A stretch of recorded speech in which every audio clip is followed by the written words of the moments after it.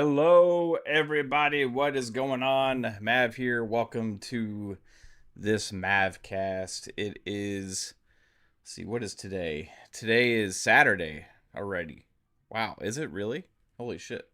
It is Saturday, March 28th, 8:35 p.m. Eastern Time. And got a lot to talk about because this was a crazy week. This might be one of the worst weeks that PlayStation, last week and a half, I'd say that PlayStation has had in a very long time.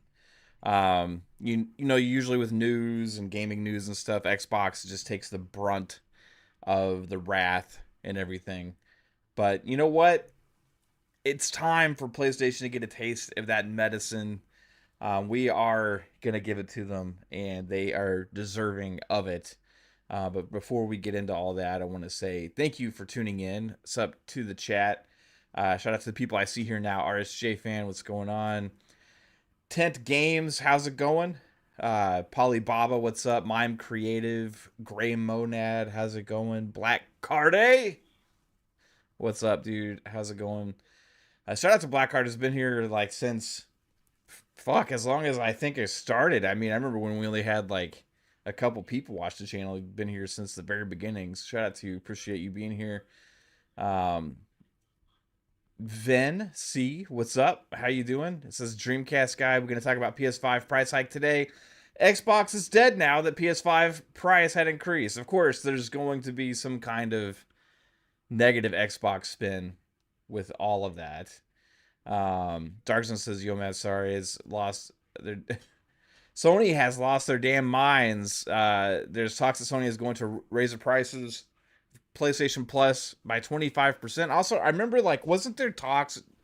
They're getting rid of, or maybe it already just happened. They got rid of the PlayStation Network terms. It's been a lot of PlayStation news lately regarding like changes, right? Which is interesting. PlayStation Network changing, talks of them pulling away from the PC. Then rumors that they're actually opening their own PC store again, which was, and like I say again, in the sense that this is a rumor that's been going on for years now that keeps coming back. And maybe that's the real move, which makes sense if they're doing a lot of changes and stuff. I think ultimately they should have a PC store if they want to expand across multiple devices, which also leads to this AMD thing that was posted the other day, talking about their next generation of AMD and collaborating with PlayStation, and AMD working across multiple devices, cloud, consoles, and PC. And in regards to PlayStation as well, I mean, lots of interesting things going on there. And but the craziest of all was the price increase. And it's not just crazy that there is a price increase because of the world that we're living in today, but it's also crazy because of the amount.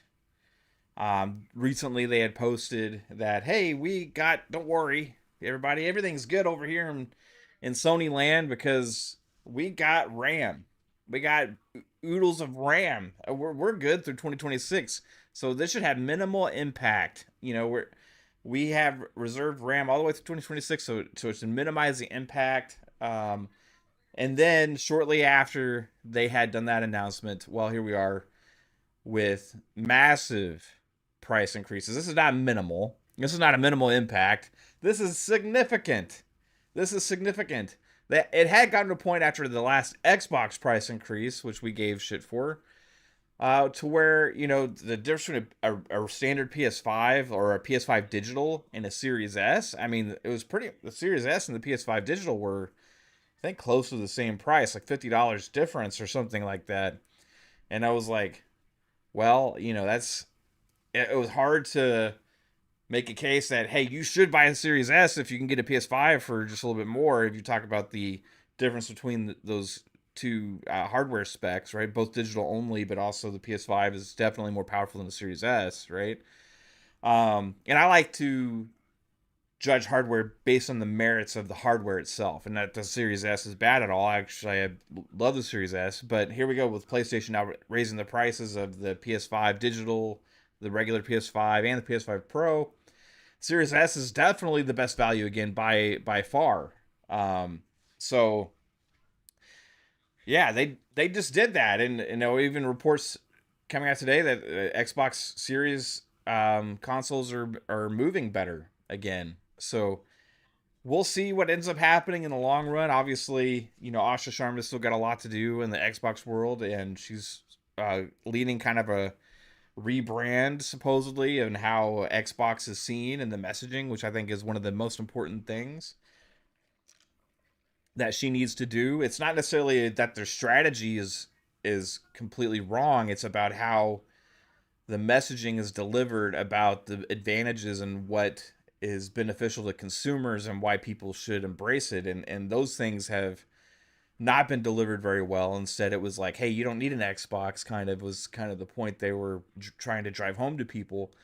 And, you know, it just kind of came across wrong to a lot of people. I think it was a little overblown from the reaction to many. But I think messaging is important and it does matter because you are trying to entice customers to your brand. One thing that PlayStation has always done well with is driving people to their brand by making themselves seem special, by saying this is where the next gen begins. I mean, things like that is things that they've said. Experiences you can only get on PlayStation, all this kind of shit. But, you know, PlayStation is not really lived up to the messaging that they've been delivering this generation. In fact, I think PlayStation has been absolutely trash this generation. I said so on Twitter the other day. Again, the usual backlash, but it's surprising a lot of people agreed, including a lot of PlayStation fans, that this is actually the worst generation for PlayStation from many. And it's also becoming the most expensive, as they have now said that they are pulling, or they haven't said, rumors have been swirling around, started by Jason Schreier, that they are pulling away from PC, which there's detractors to that out there, many detractors saying that is not happening. However, Schreier's doubling down on it, saying the announcement should be happening soon about certain games not getting their PC ports.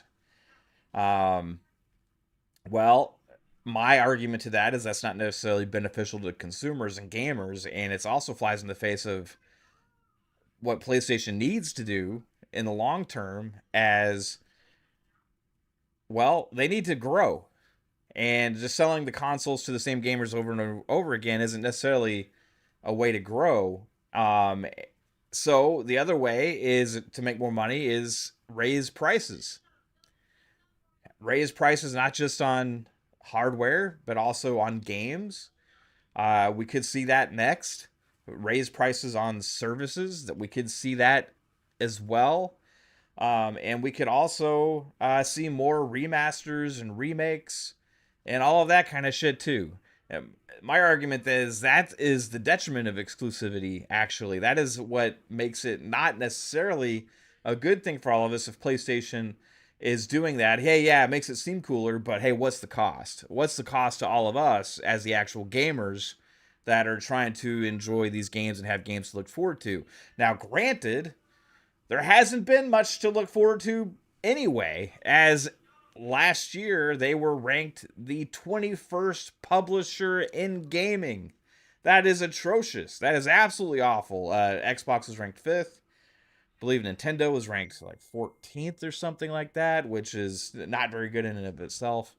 And then PlayStation comes in at 21 with 20 other publishers coming in way ahead of them in a year where they had really shit releases except for one good game, actually, Ghost of Yotei.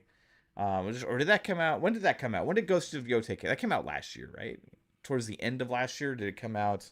I gotta double check that because that's like their one saving grace. Um,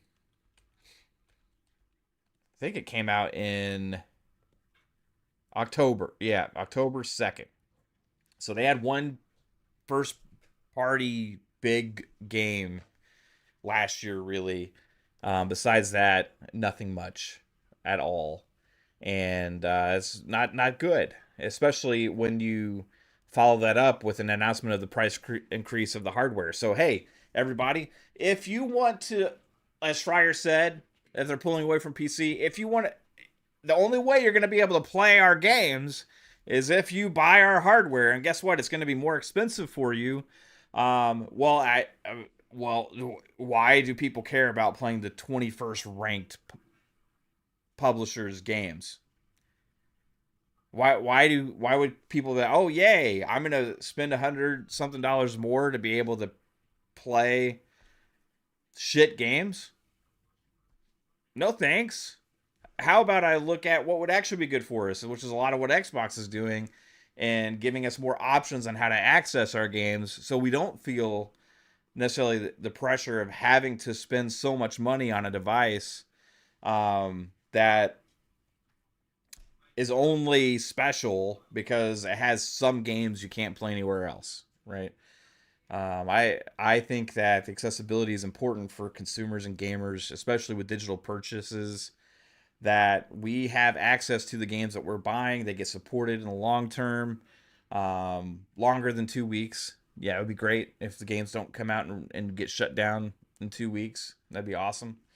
And also carry over with us into the future, which also is not a promise on the PlayStation platform or ecosystem as well, which would also be maybe in their favor, as they would be saying, well, guess what? You're going to have to buy our remasters and remakes or buy our incremental upgrades for $10 more, $20 more, or whatever that is. So it just sucks. It just sucks. I mean, this generation for PlayStation has been absolutely ass. They've lost the mojo. They lost what was special about them. I'm hoping coming up in the next few years it is better before we get a PS6, which is bound to be expensive, right? I saw one report that said, "Oh, it should be $700." Well, that's like what the fucking PS5 cost. You think they're gonna have a PS5 go out there? It's $700, and all of a sudden, hey, PS5 $700. You can get the PS6 for the same price. No, they're gonna be selling both of them at the same time for a little while. It's absolutely crazy.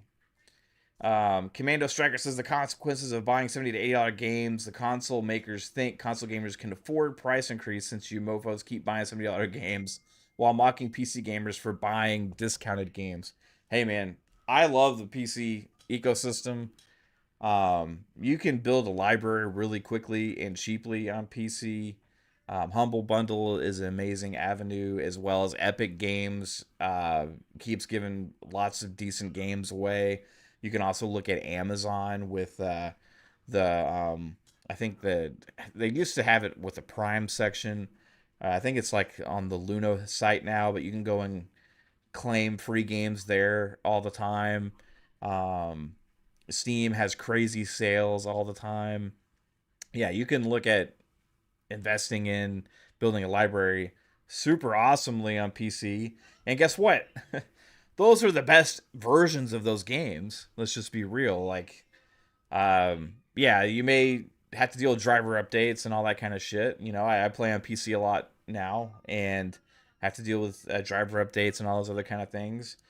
But I do appreciate the fact that hey, I'm getting the best experience at least on those games. I'm playing at higher frame rates. I'm playing at the resolution I choose to play at based on what monitor I have. I'm playing in ultra wide format on most games, and higher graphical fidelity than console as well. So yeah, I think PC has a lot, but like it is very good merits there as far as building a library and being able to take advantage of the hardware. Now, I think that part of the problem, as you said, Commando, was yeah, console gamers are used to paying. Well, they used to paying $60 for games, but I think part of the problem is games media when the prices jumped to 70 and excuses were made. In fact, a lot of excuses from a lot of PlayStation fans first because PlayStation was the first platform holder to raise their prices on games this generation, where they kind of had a status quo. Every single game we're going to put out there is going to be $70. I remember they even initially tried to charge $70 for Destruction All Stars, which they got slapped in their face with that. So they ended up putting it on PlayStation Plus and then dropping the price like $20 or $30 or something like that. Didn't work out. I made the argument numerous times that games didn't need to be $70. Games should have maintained their pricing at $60. Games like Elden Ring came out at $60, which were surpassing what most $70 games were doing, and also in sales. And it didn't seem to hurt them at all that they were selling it for $60 whatsoever. In fact, Bandai Namco's was doing extremely well after Elden Ring came out. Whereas a lot of the gaming companies that had jumped to 70 were starting to struggle and not sell as many copies. So you'll never hear us on this channel capping for $70 or $80 games. Absolutely not. And that includes for console. I don't excuse it. I was for actually games being cheaper digitally as well. And when the games started being put on digital, I always thought they should be cheaper because guess what? It costs them less to put out. They don't have all the shipping stuff. They don't have the disc manufacturing, the boxes, the artwork if they're doing all that stuff as well, or little extra things they're putting in the boxes. So I was like, yeah, even $5 cheaper would have been great. But nope. People were like, no, they should be the same price. They should be the same price. I'm like, why?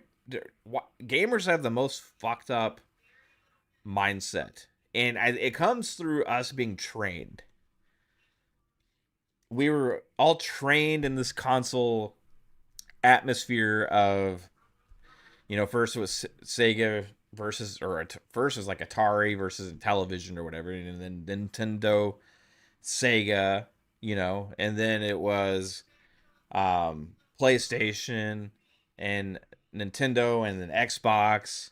And then, it's been PlayStation, Xbox doing their thing battling, and then Nintendo's been doing their own thing for a long time. We've all been conditioned and trained for like these console wars, and the only thing that mattered really was exclusives and how much the boxes were, how powerful they were, and how many exclusives and how good they were. That was all that mattered, right? It was like, hey, this console war, we got the best platform because we got the best games, we got the best hardware, and it's also at the best price. Well, it used to be the way it worked, right? And then I think the digital era is kind of changing things as accessibility and technologies push forward with us being able to access games in different ways. And it's kind of flying in the face of that old model. I'm saying we're all brainwashed, Sousa. We're all trained to root for the companies to celebrate and be like, hey, I'm Xbox, so I need them to have this so we can like hold it in the faces of other people as some kind of like badge of honor or some kind of like fucking winning card, or like, hey, we got this, so this is the winner, and you don't have it, so because we got this, we're up and you're down. It's like this battle going on, and we've all been part of it, including me. Like I have fun with the console war stuff. But for me, more than anything, it's just about what's best for us these days. And I think ultimately when you look at it, buying hardware that just continues to date itself as the years go on, and especially this generation, as the hardware has not gotten cheaper. That used to be one of the merits of console. It was like, well, at least, if you buy into it 3 or 4 years down the road, you're going to be able to get it cheaper, and you're going to have this great library of games to play, right? Well, not this generation. This generation has gotten more and more expensive to buy in late. And there really haven't, this generation, been delivering on the amount of high quality games that we've been used to as far as from the first party publishers. PlayStation for sure. I think Xbox has actually done a really good job in getting more variety and more games out, especially the last 2 years. And I think that's just going to keep carrying forward. PlayStation has like gotten worse each of the last couple generations as far as their output from first party, but also how good the games are, and they've become kind of generic and flat, and less exciting. Like I said, I'm hoping that turns around. I'm hoping things get better. But because that's the only thing that they have. Like, why else would you want to get a PlayStation? Like, it's got it. The only reason you would say is to play one of those games, but they haven't really had those games to be like, oh wow, I gotta get this. My argument is that we should let the games speak for themselves, let the hardware speak for themselves, and the more access to everything is better. Um, Survey says, I saw an article today. A music composer for games put out 50 resumes and only heard back from one company. He said it's 100% because of AI. Yeah, there's also I think the Kingdom Come Deliverance 2 developer laid off like a translator for AI, something like that. I saw. Um, Now that's going to be a thing that we're going to continue to see over the next several years, and I mean that kind of is what it is. I don't champion that whatsoever. Certain things I think that are kind of not artistic wise or creative wise are going to start taking a lot of jobs away. That is more like redundant kind of things. I'm hoping the artistic side of it stays as much human as possible. The Dark Zone says I'm blaming PlayStation fans for all the price increases. Yeah, there is one thing like this is not to excuse PlayStation because they don't need to do it. They don't have to do this.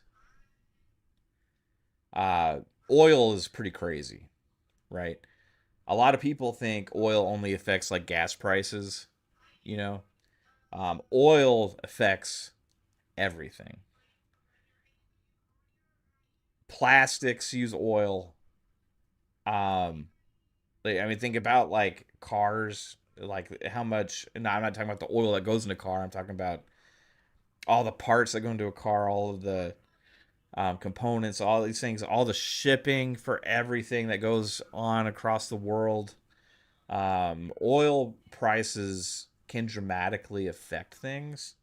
Um, I am wondering how much of a factor the skyrocketing oil prices are right now for these companies and making these decisions. However, they still don't need to do it. They don't have to pass that cost on to the consumer, especially if everything is so great and groovy.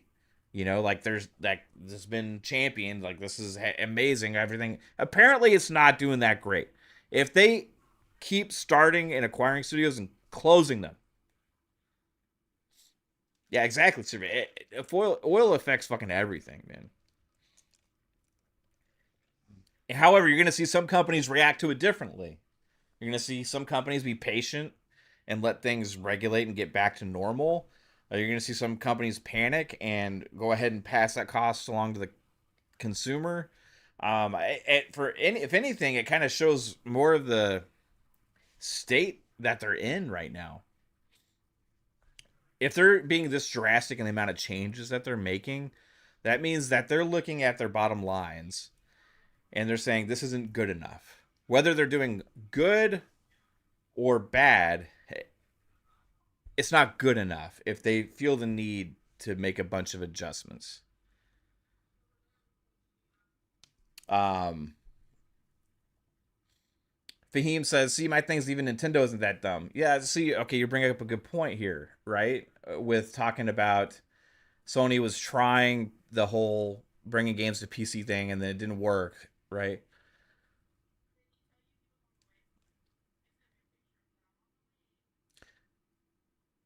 You use the example of Nintendo.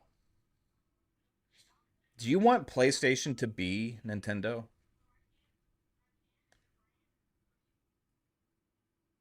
Because Nintendo's model is to sell underpowered hardware for a good profit that essentially is only capable of so much. Have you seen the multi-plat games that get ported to the Switch too? Have you seen what they look like?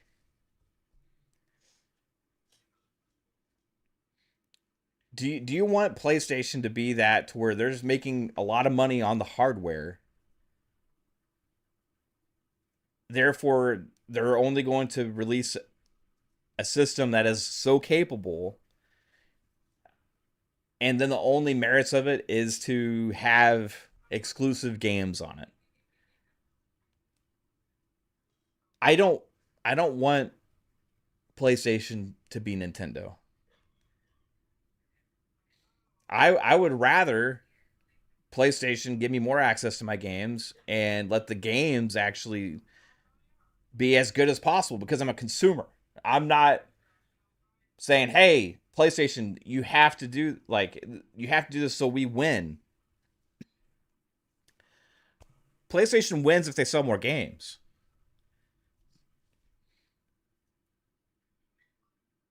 If they sell more games, that's how they are going to be successful, right? Unless we want them to copy Nintendo's model, which is just to maximize profit in the face of doing what's best for us. Now you can be for the company, Fahim, or you can be for the gamer and the consumer. I would rather speak in the face of what is better for us. And as you see, PlayStation just raised the price of the PS5 Pro to $900 fucking dollars. $900. Is that what you want? Do you want everything to be kept in such a closed ecosystem that basically the only way for them to actually have any kind of growth Last and time profit? they raised prices, accessories also went up, not this time. So I'm inclined to think it's more RAM-related than anything else. Am I crazy? Yo, Alvin, thank you for the super chat. Wow, was that like a little girl that read that? That was absolutely crazy. Maybe she's right. Alvin with this $5, appreciate that. Says last time they raised prices, accessories also. Yeah, you're right. Well, do you consider the PS5 Portal an accessory? Um, I mean, PlayStation controllers are already super fucking expensive, right? I mean, yeah. Like, is that what we want? We want everything. Yeah, you like that, Alvin? We want everything to be so like condensed within this ecosystem, and them to only have so much reach that their only way of growing their amount of money they make is by raising the prices that we have to pay. Man, that sucks, dude. That sucks for me. It sucks for you, whether you want to realize it or not. Absolutely, it does. Um, the Rorum says they're going to be more successful. They sell more consoles, they'll sell more games, they'll sell more subscriptions, they'll get more people in there just as Xbox. Okay, well, how many PS2s did PlayStation sell? The Rorum, the Ruham. How much PS3s did they sell? How much PS4s did they sell? Right? How they're at like 90 million or something PS5s. By the end of this generation, yeah, they'll probably pass 100 something, which is about the same as they've been doing.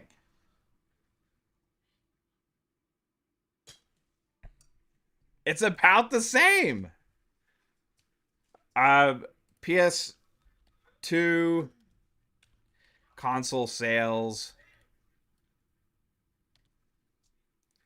160 fucking million PS2s. PS3 console sales total. PS3 was probably their worst generation as far as numbers. Pretty even with the PS3 right now, 87.4 million. PS4, let's go PS4 console sales total. 117.2 million units worldwide for the PS4. Is what this says. PS5 console sales total 92.2. They're like 20 something 5 million shy of the PS4 right now. Okay, maybe they hit that, maybe they don't. I don't know. Is that growth? Generation over generation? Are you attracting new players? Or are you just basically selling about the same amount of consoles as you are pretty much any generation? And also, like, the games, first party games, haven't even been selling as well as they did the last generations. The first party ones. So it's like, yeah, you can make your arguments about, well, if they have exclusive games, they're going to sell more consoles. And then because they sell more consoles, they're going to sell more games. They're not really growing generation over generation.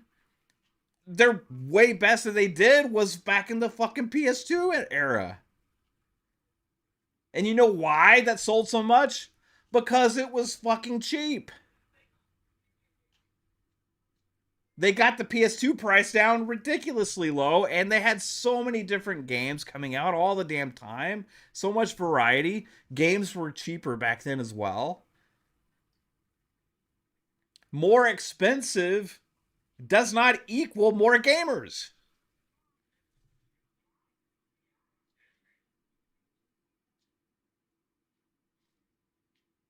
More expensive does not equal growth. It equals growth and profit. That's good for them. That's not good for us. Why are you wanting them to fuck us? Why do you want them to fuck us?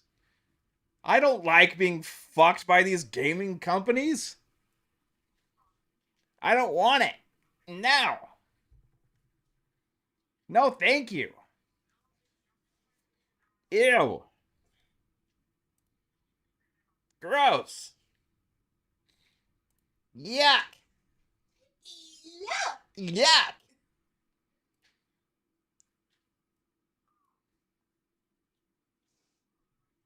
Ruham says, you're missing the point. You're focused on how many consoles are. So I'm talking about the people who buy the consoles to play the game. You're talking about games. What do you think people buy the What? What? Let me try and read this again. You're missing the point. You're focused on how many consoles are what? Are sold? That's what you said.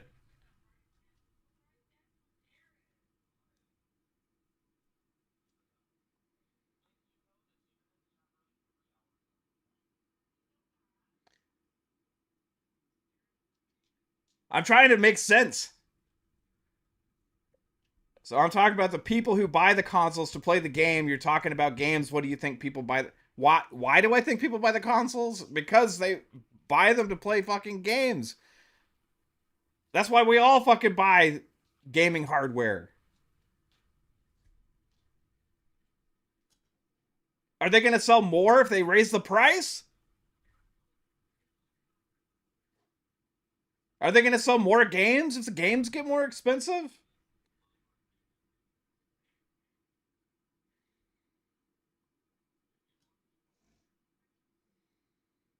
That is not what I said. I said people buy the console to play the games to get people in the ecosystem.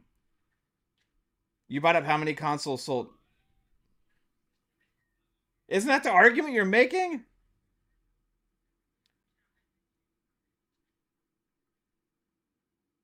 I said people buy the console to play the games to get people in the ecosystem.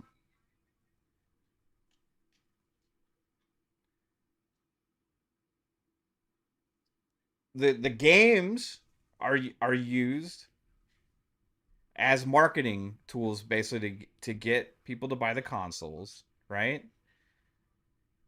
Like, hey, this awesome game is only available on PlayStation. That's what you're saying, right? So therefore exclusivity is important because it drives more people to buy the console. Therefore you get more people in the ecosystem because more people get the console. and then therefore they can sell more games. That's the point you're trying to make, right? That's the fucking way. That's the way it's always been. Yeah, no shit. But they're not achieving that. This PS2 era sold 160 something million. So the point of that would be, hey, let's sell to more people so that way you get in more gamers, right? So that way you have more money coming in because more people own the box. Therefore, more people are buying games in the box, right? Yeah, that's the way that console business has worked ever since the beginning, pretty much. But what you're missing the point. I bring it up, yeah, because that's the whole point of this exclusivity. Is your argument is that they have those games to drive in to get more people into the ecosystem. If their ecosystem is only the amount of consoles they sell, then that's 100% the point. If their ecosystem is only tied to the amount of consoles they sell, what else is there? So make it make sense what you're trying to say if you're not talking about them being able to sell more consoles.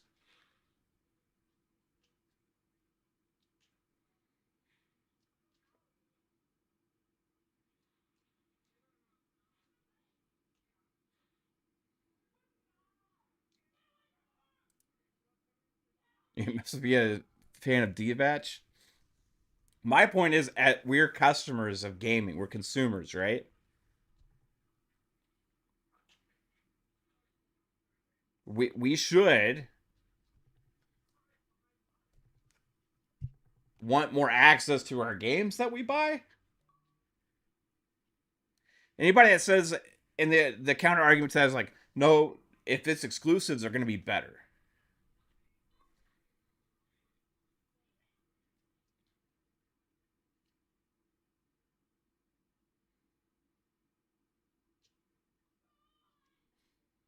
The cost, if Fahim says the cost of making games increased, that's why prices went up.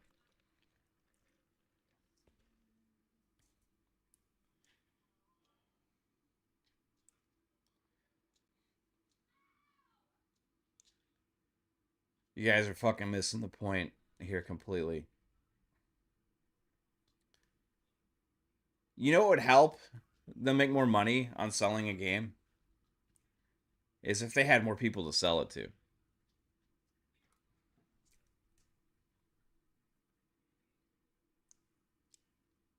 And your argument is basically what I'm trying to say about exclusivity. If they are having this closed off ecosystem to where it's all just on PlayStation, and this is why the PlayStation's special, and you should get it. You should pay whatever they ask because it's that amazing. Who gets fucked?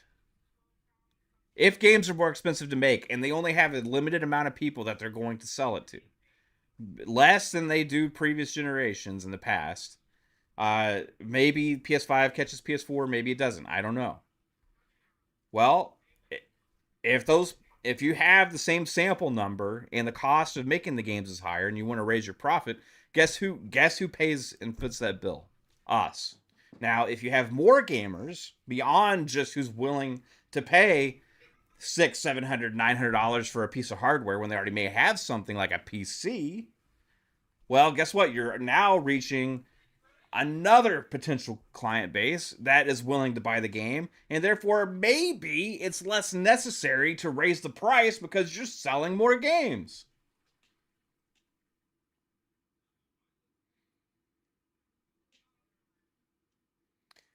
The Bruham says that, see, that's where you're disingenuous because Xbox games are on PC, are they not? It's not in a closed ecosystem. It's on PC and other places.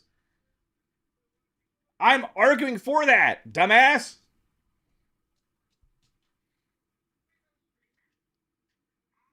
And yes, because of that, I have a PC. If I don't want to buy an Xbox, I don't have to. And therefore, they also have more people they can reach for their games and across multiple places. Therefore, it's not only dependent on how many consoles they sell.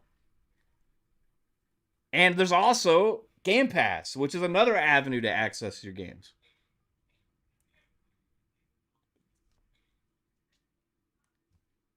I don't understand what you're saying.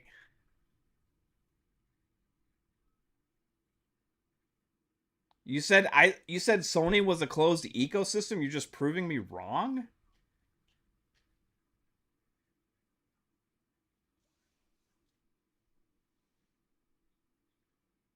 You are not making any fucking sense at all, bro. With Schreier's rumors, and I'm trying to advocate that we shouldn't want that, is that they're pulling their single player games away from PC. They're not going to keep doing that. The argument in the chat from the PlayStation guys has been like, well, that's better because they're going to sell more consoles, and that's better for Sony. Did I not just say what a minute ago? That Sony's a closed ecosystem or Xbox is? I didn't say Xbox is closed. I said Sony is. The rumors are that Sony is pulling their games away or are not going to be putting their new single player games on PC.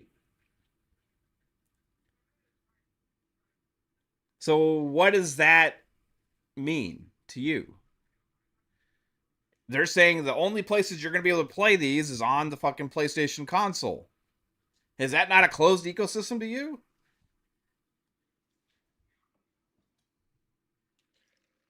The Game Shark says, did we notice there was no hike for the PSVR 2? Because nobody gives a shit about the PSVR 2.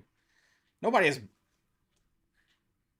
I mean, what comes out for the PSVR 2? Fahim says they play those, talking about Marathon and all that shit. Like, so yeah, it makes sense for them to put those on PC. It makes sense for those to put those fucking games everywhere. Stop thinking about advocating for the fucking companies and what's best for them. That is my point of how I was talking about how we're all fucking brainwashed. You guys are the most fucking brainwashed ones in this entire chat. Because all you were doing is trying to make excuses for Sony and saying how it's better for Sony. Think about what's fucking better for you, bro.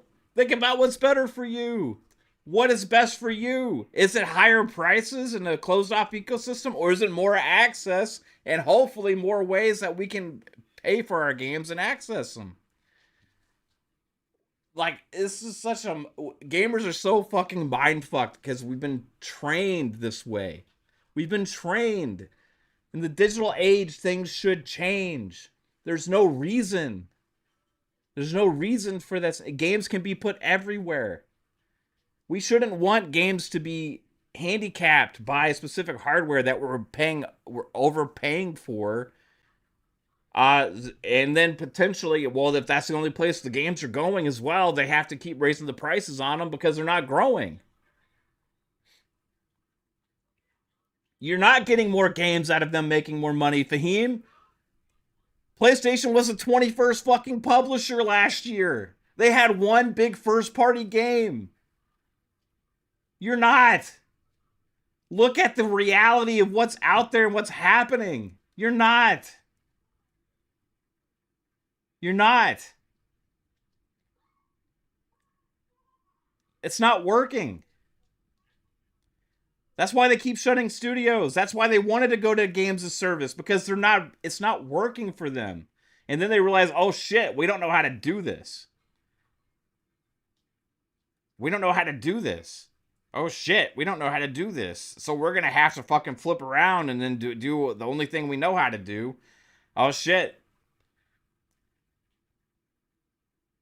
You know what they should do? They should put their games on PC fucking day and date. All of them. All of them. You know why? Because I'm a fucking consumer. I'm not PlayStation. This is what I want. This is what I want. The games will be better. They'll sell to more people. You can choose what basically you can buy a cheaper PC, a more expensive PC, or if you want to buy the console, you can do that.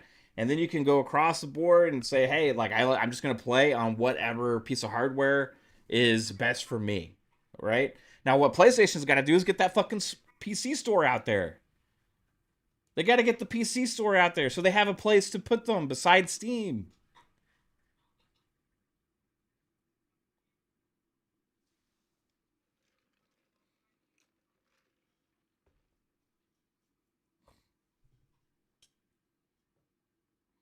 I just want everything to be like what Xbox is doing. Yes, I do. Absolutely. I do want Nintendo and PlayStation to do what Xbox is doing. Because guess who wins? Me. Because I'm a customer. I get more access to my games in more places, and I also get an option to play them day and date on a subscription service. Absolutely, I want Nintendo and PlayStation to do what Xbox is doing. Everybody should want Nintendo and PlayStation to do what Xbox is doing, unless you're just so fucking mindfucked that you believe that higher prices and prices going up on games and less first party games coming out is the way of the future, and that makes you fucking all warm and fuzzy inside. If that's the future you want, oh boy, go and get it. Enjoy your remasters, your remakes, your subcharges or whatever you want to call it for updates. Oh, that's dude, that is an amazing fucking future. You know what I enjoyed when this generation started? All of my fucking games carrying over this generation with me and getting fucking free updates that actually took advantage of the hardware. Oh my god, that was fucking beautiful. That was so fucking great. That was amazing that I fucking got all of my games that I bought digitally and I had my Series X. I put it on. Oh, guess what? I can download all these fucking games. Oh, check out this game got a free update. Oh, check out this game got a free update. Oh, check out this game got a free update. And guess what you guys fucking got? Oh my god, hey, we got Last of Us fucking remaster. Oh, we got Last of Us fucking remake. Oh my god, we got a fucking God of War game that's also on PS4. I didn't even need to buy this fucking PS5. Oh, guess what? I also got a fucking Horizon game. Nobody fucking likes Horizon in the first place. However, we got another Horizon game. Oh boy, and guess what? It's also on PS4, so I didn't even have to buy this thing in the first place. Oh my god. That is fucking beautiful. Let's have more remasters and remakes. Oh, how about Spider-Man remaster that came out? Oh, that's fucking fabulous. Oh my god. Oh, another Last of Us remake? Brilliant. That's absolutely incredible. Let's all enjoy this glory of paying for fucking shitty updates when the other platform is giving it to us for free.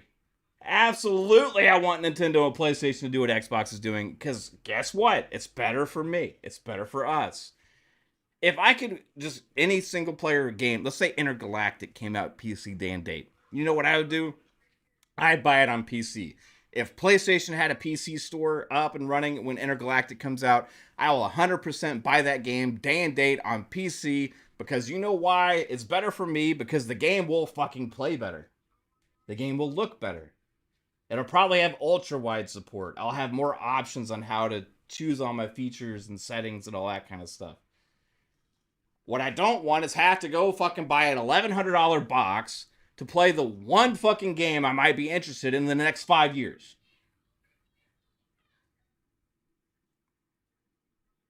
And that's been PlayStation the last couple generations.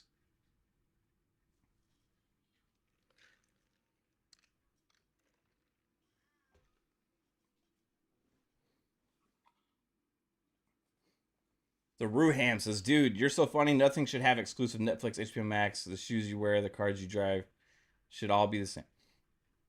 You know what's interesting about Netflix, HBO Max, and all those other kind of things that you're talking about? Man, this is...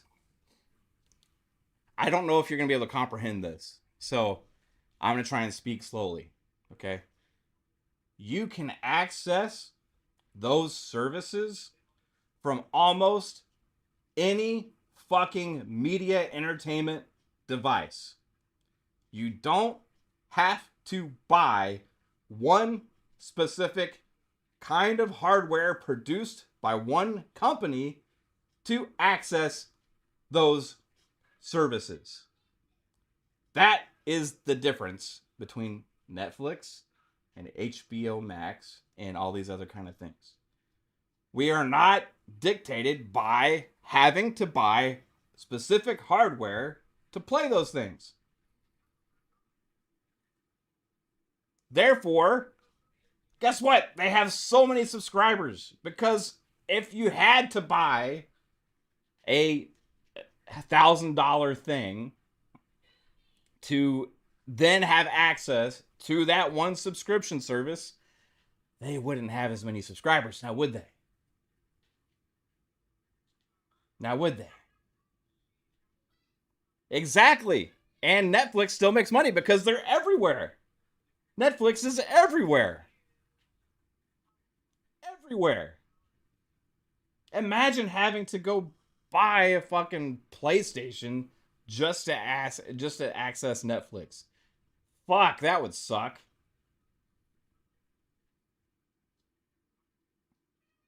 Entitled to all the games in the world. Oh man, we're entitled because we don't. How freaking short-sighted do you have to be to not plan a PC present 10 years ago? Sony should be humiliated, not celebrated. Consumers deserve more. Absolutely, Game Shark. Appreciate the $5 super chat. It fucking exactly, bro. And this is the thing when we talked about earlier in this generation about how they're always far behind, kind of copying like what Xbox is doing, as far as like the model that they have, right? At first, people were saying, "Oh, they never have anything like Game Pass." So guess what? They ended up coming out with something that they called a Game Pass competitor. Then, oh, guess what? They started putting their games on PC. They wanted to have games of service games. And now they're like, "Oh shit, we don't know how to fucking do it." Yes, they should have. They should have been better. They should have actually figured this out. They shouldn't have had Naughty Dog just being the sole main people doing factions, and them think it's going to be the biggest thing we've ever done. They don't know how to fucking do that shit.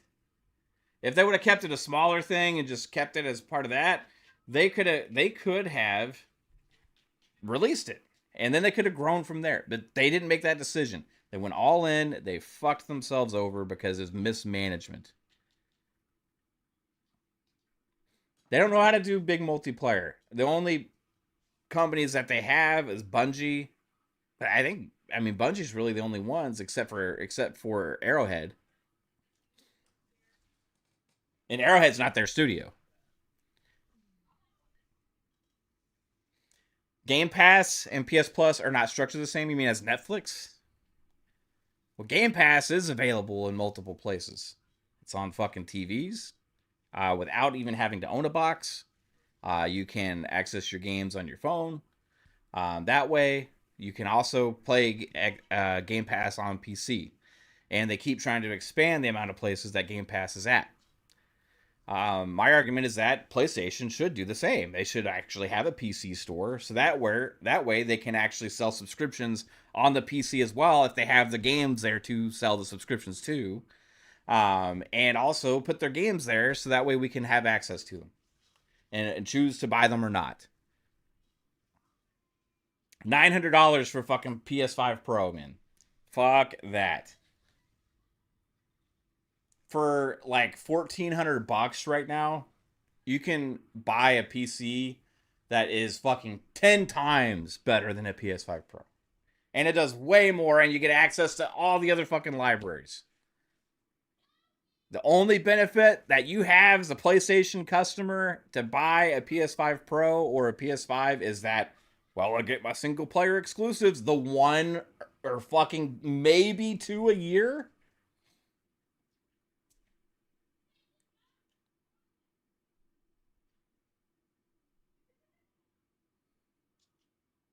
That's not good for us.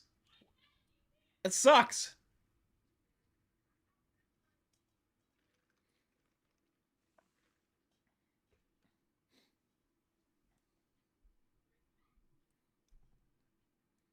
Mav's rant is going to stop there. Won't talk about a PC store on PlayStation. Is one way to PC.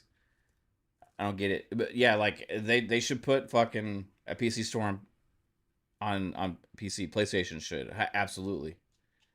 They're also, I mean, they had been putting the games on Steam, but if you had their games, their games, and you had day and date, I think people would buy them in a PlayStation store. when Asha brings back exclusives to Xbox, am I going to keep the same energy? Uh, I so you what do you mean by exclusives? Do you mean taking games off a PC?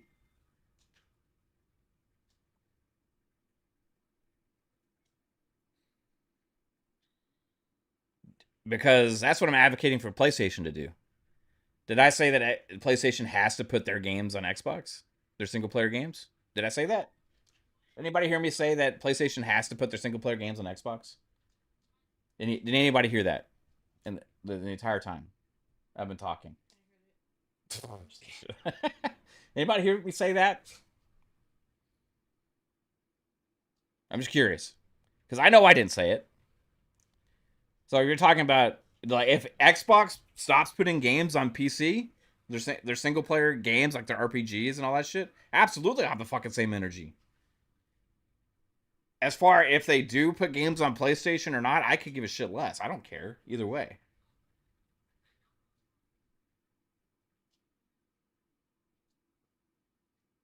I could care less if Xbox puts their games on PlayStation. It doesn't affect me.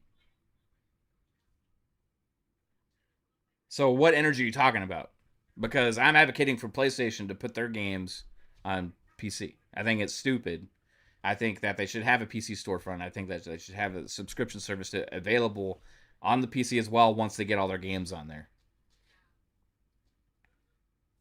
Yeah, I would go majorly after Asha Sharma if she said that, hey, we want to drive the price and the value of the Xbox console by making that the only way you can access Xbox games. I would say fuck that. That's fucked up. I would say that's not what you should do. I would say that's you're just limiting yourself to the amount of people you're going to be having access to your games, and also you are probably not going to grow because you're not going to sell that much more consoles to make it worthwhile of abandoning that many PC customers. Is exactly what I would say. Now, PlayStation sells more consoles than Xbox does, but they're still not selling more than they did in PS4 generation, and they still haven't ever surpassed the PS2.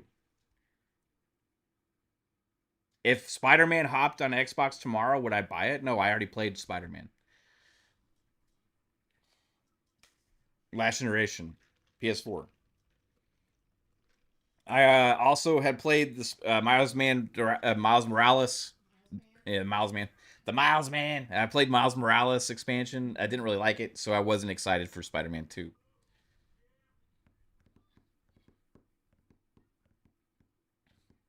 I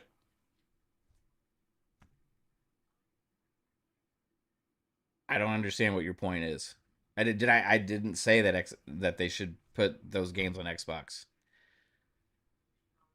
especially not like fucking way later.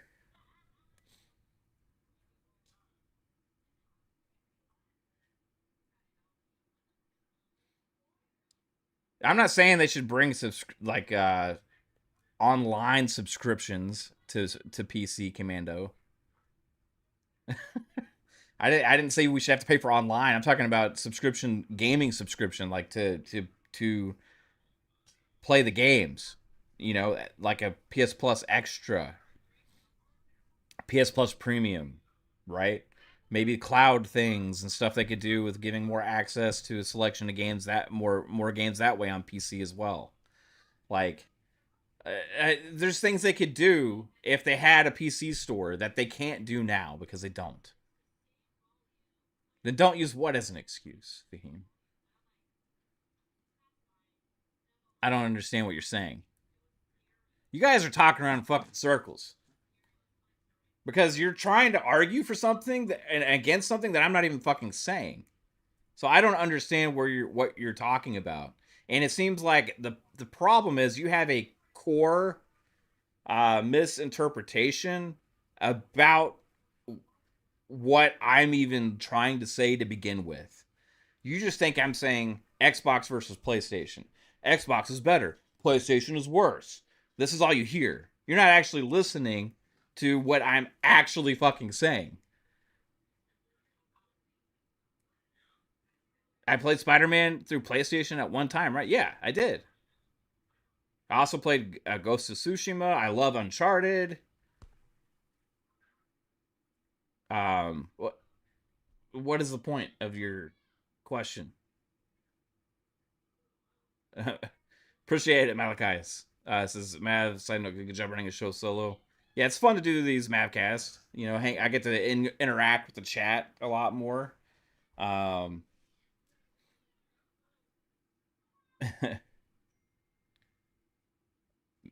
core misinterpretation of what I'm trying to say. Like you're not under. I think you're just like you don't really hear what I'm saying. You're just thinking about what you want to say. And you got to actually, part of this is actually listening to what somebody's saying. It's Sony's game. Yeah, but Sony makes fucking hardly diddly from me, bro. Like, they don't make hardly any money on the hardware, or like, at least last generation they didn't. And what? They're gonna celebrate that I fucking play one game or two, maybe a year on the platform? Oh my god, that's making them so much fucking money. It's not. I would buy way more PlayStation games if they were on PC. Because this is where I play the most at this point. The only games I will go out of the way to play on PlayStation at this point is like GT7. Um and right now that's it.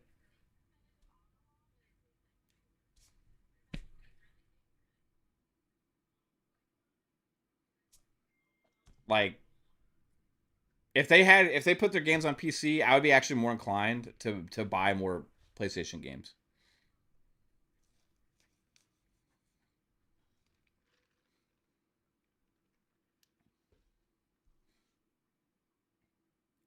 Yeah, they Xbox was doing the same thing until no, Xbox was actually putting games on PC last generation, well before they acquired all these companies. Way before they acquired all these studios. The big all the acquisition stuff actually started happening this generation. The Xbox PC thing started last generation. Timelines are mixed up there, bro.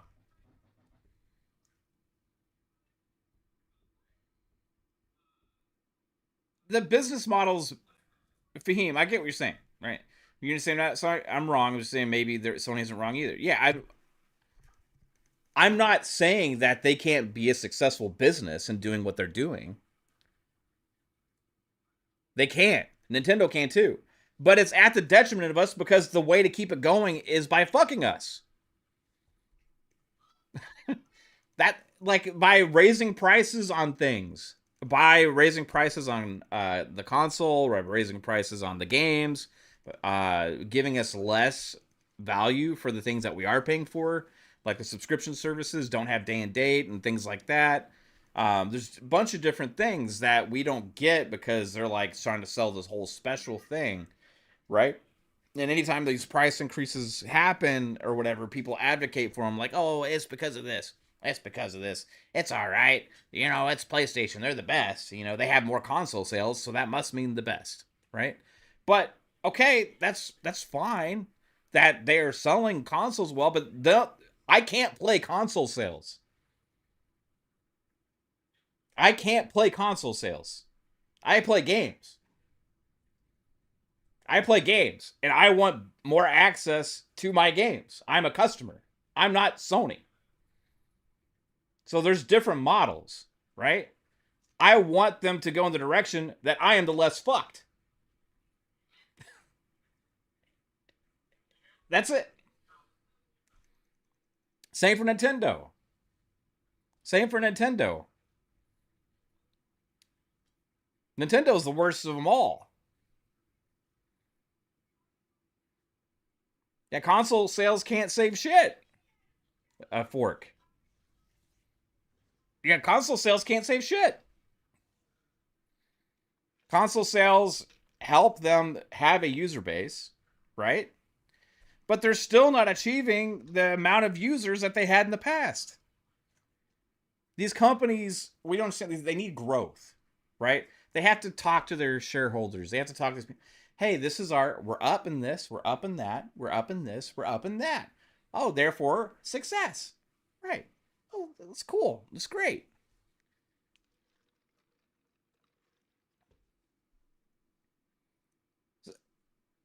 Now, there's multiple ways you can achieve that. I will, as a consumer, root for the one where I am less fucked.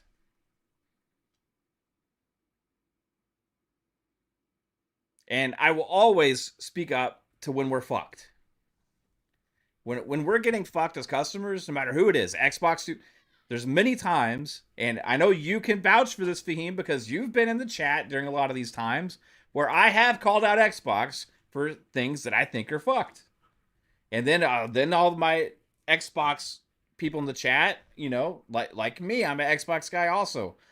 But when I don't like to get fucked over. So when I call out things, or when I say, oh, this is bad because we're gonna get less games, or we're getting screwed as a customer or whatever, Xbox guys come after me. They call me a fucking pony bot or whatever.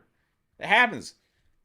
There was one fucking person in the community that lost their fucking minds when I got angry at Xbox when they shut down Arkham, or not Arkham, Arcane, Austin, and Tango Gameworks, right?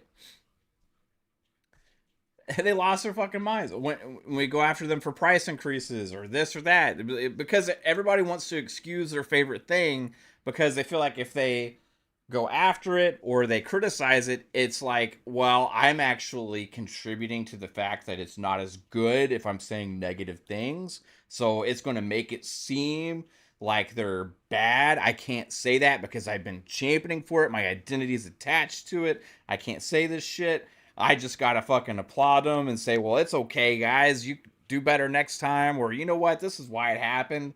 It's excusable or whatever. I won't do that. I will call bullshit out when I see bullshit. By their logic, the Big Mac is the best burger because it sells more than any other burger. That sheep ain't even beef. Rolling eyes face emoji. More sale doesn't mean better. Right. Or the fact that there's more McDonald's out there than any other restaurant doesn't make it the fucking best restaurant. To your point, Game Shark, right? It means there's one around every corner, you know? So they were super successful.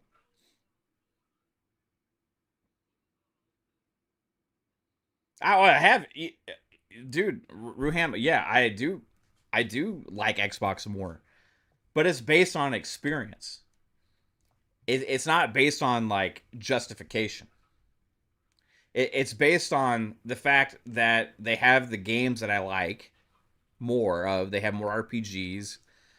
They do more first-person shooters and shooters of different kinds, as far as the kinds of games that they've been making for a long time. They have some of my favorite franchises. And then also the things where they're giving me more access to the games. They have Game Pass, which does games day and date. They do the free updates for the fucking for most of their games, especially in carrying over libraries to the generation. There's numerous reasons why I am pro Xbox, because I am pro consumer, and they've been doing a lot of stuff that is better for me as a gamer, whereas Nintendo and PlayStation have been doing less and less the last couple generations, and they become less for me. Right? They become less for me because they start making themselves to be this thing that's only for, hey, we're going to stick to this model. We're doing this model, and we're going to keep sticking to it because it's the way it's always worked. But people don't actually see the truth when they're saying this, because they've all changed models numerous times, but they haven't. Nintendo nor fucking PlayStation has gone more pro consumer as Xbox has. If you look at what Nintendo's done, they had actually kind of like been the, like I said earlier, the worst culprit, because they've kind of locked it to where they're like, hey, we're not going to be toe to toe with PlayStation or Xbox, and this is because they Nintendo failed at console sales.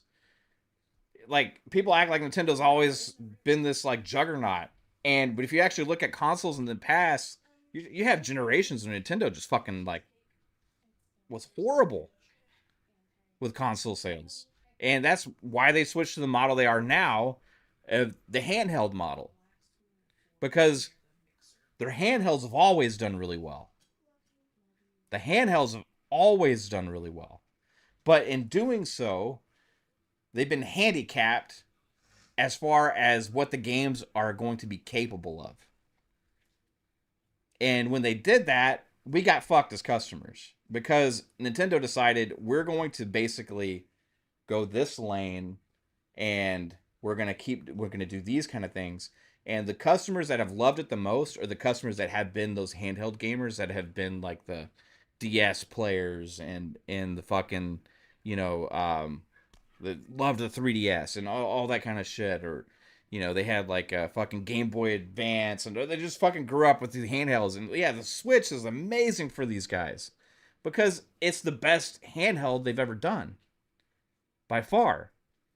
But as somebody that loved Nintendo consoles, in fact, I actually really liked the Wii U. I just wish there was more games early on for it, and they had done a better job presenting it. They did a horrible job presenting the Wii U and explaining to customers what it was, and making customers understand why they wanted it, why they should want it, right?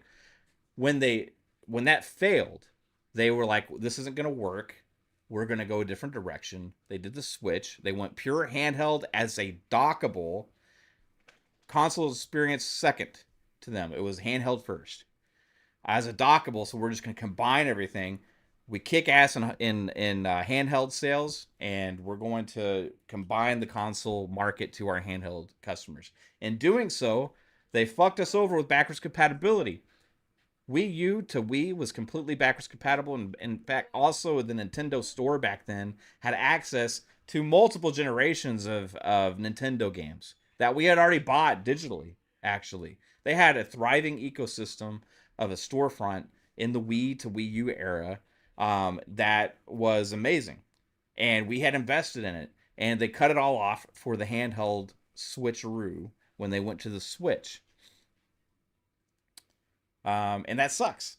And then Switch was super underpowered, sluggish. If you put it in docked mode on a big TV and a 4K TV, then a lot of things looked blurry. There's a lot of games that, like RPGs, that had a lot of text dialogue. I mean, if you're sitting far away from the screen, you could barely read it. And it's like, I wanted better than that. I was used to things getting better as Nintendo. And I remember seeing, you guys remember back in the day when Nintendo stood up on stage and showed what the future Zelda looked like? And this was like this demo thing. And it was like the future Zelda. And it was like this super high end looking Zelda game with like fucking like great graphics, and everybody would like lost their fucking minds. I think Shigeru Miyamoto was on stage presenting it, and everybody's like, "Oh my god, this is fucking be amazing." We used to dream back in the day of what those games were going to be like in the future, right? And Nintendo was that company that always did advance those things back then. But once they made that decision to go, hey, well, we're handheld company now only, pretty much. We're just going to welcome the console gamers into the handheld world by making the handheld dockable. That vision was lost. And we got locked into basically the same era, same kind of games now, ever since, right? And for me, that's just not as exciting. And not only that, but we keep playing these same style, same kind of games, but they keep getting more expensive. And we're buying hardware that should be way cheaper because it's underpowered, right? That's why I don't want PlayStation to do this. I don't want that to be the future of PlayStation. I don't want PlayStation to be locked into this thing to where it's like they're having to maximize the profit on every box that they sell. because the amount of users that they're reaching is going to be less and less. And they're only selling their games on that system, and like, because in order to advance things in the PlayStation world, where things get better and better, like they used to be generation to generation, this thing's gonna get fucking expensive as hell, man. And you guys said it yourself, the games are more expensive to make. So what happens with that cost if they're only selling it to a certain bubble? What happens to the prices? You can excuse them, but is that best for me? Oh, it's happening because prices went up, whatever. Well, if they reach more people, then you're getting more sales. You don't have to go up on your price.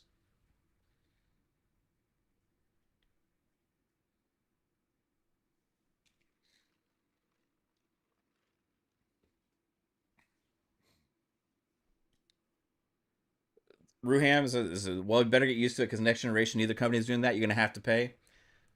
No, I won't.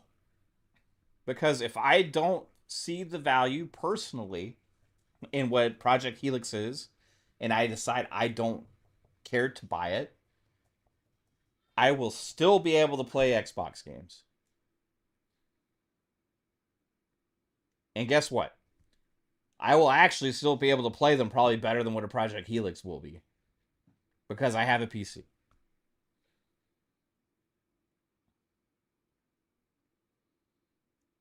It's an option.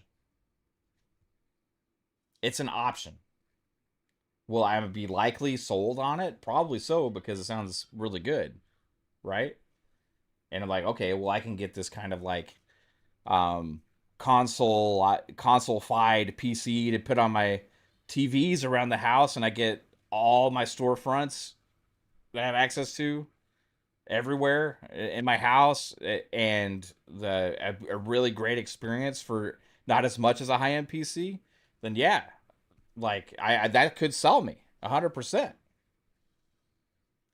But the difference is, well, PlayStation, if they go that route, well, in order to play the next big game, you're gonna have to spend that fucking buttload of money to buy that device, and then you may only be interested in that one fucking game. And I am sick of that shit. I am sick of getting sucked in to buying hardware for one game and then it's sitting on the fucking. We don't need 3 fucking consoles hooked up to a TV anymore, everybody. These games can't be played everywhere. Isn't their job to make and sell games? Like, fucking hell. Like, we don't need fucking 3 boxes to hook up to a fucking TV. It's 2026.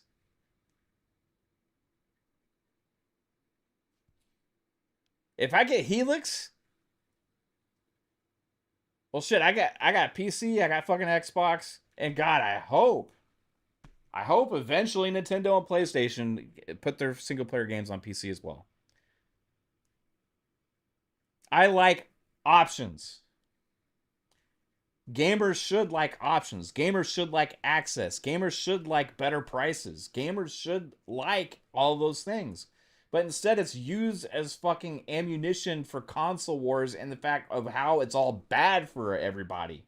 It is so stupid how the arguments for Nintendo and PlayStation get put that pro consumer things are bad for gamers. How fucked is that? It is absolutely a mind fuck. I'm saying been trained, brainwashed because of the console wars and to trying to celebrate and champion these things about how this is better than that because of this game or that game or whatever. We should just want everything everywhere and for the best prices. We're customers, guys. And there's a certain section of people who say, well, the games are better because they're exclusive, because they get to optimize them for that. They get to optimize them for that platform. They get to optimize them there, and you know what I mean. It's going to make it for a better game. Then explain something like Resident Evil Requiem, right? Explain that. Explain how Rockstar makes by far the most impressive looking games anybody sees ever. Explain things like Death Stranding that was originally, oh, it's only so great because it's on PlayStation. Well, then it was on PC, it looks fucking even better. And then it's also on Xbox and it looks just as good as it did on PlayStation. Explain that shit. Games can be just as amazing as multiplat as they are exclusive. Being exclusive doesn't make a game better. There are so many great games made by multi-platform publishers that are like insanely good.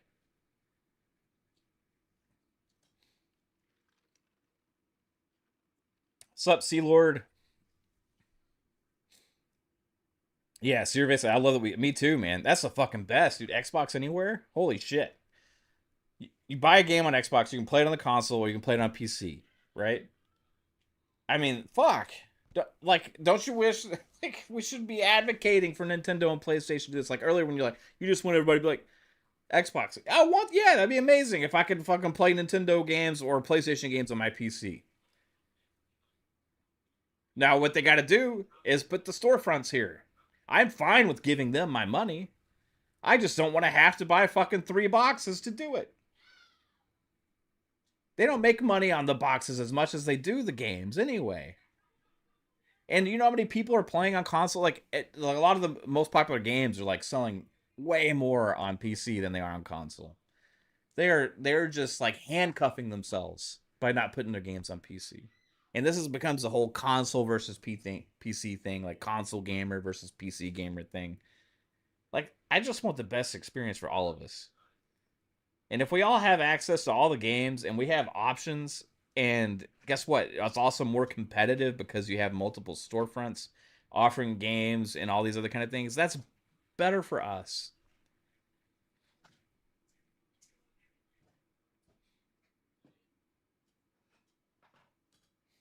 Yeah, back in the day, I had to buy 2 copies of the same game to play on different, and that it's the same way it is a lot of times still today. Survey, like it's stupid. We like imagine doing that with movies or fucking music. That nobody would stand for that shit. If okay, I bought. Well, there's certain situations where maybe that's the case. Can you access like Sony games that you bought or Sony movies that you bought on a PlayStation in other places? I don't know if you can or not. So just let me know for sure if you can or not. But for the most part, if you buy a movie like on Prime or Voodoo or it's Fandango at home now or whatever, right? You can pretty much play those movies on pretty much any device, right? If you I don't know who buys music these days. Maybe some people still do. I don't know. But if you buy like music, imagine like, oh, you can only play this music on this device. Man, that would be stupid. Why are we okay with that with games? The argument was that well, it made the game. It was the games are better, right? Because it's taking advantage of the hardware. There ain't no fucking gaming hardware out as good as the PCs out there. Like it's just it's been the case for a long time.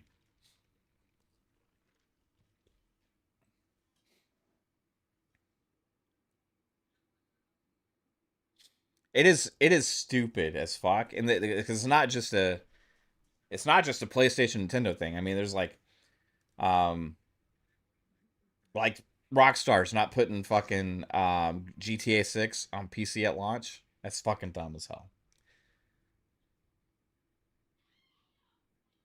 And part of the reason is because they want us to double dip.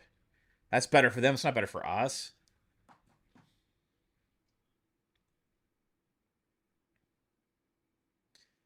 That's better for them. It's not better for us.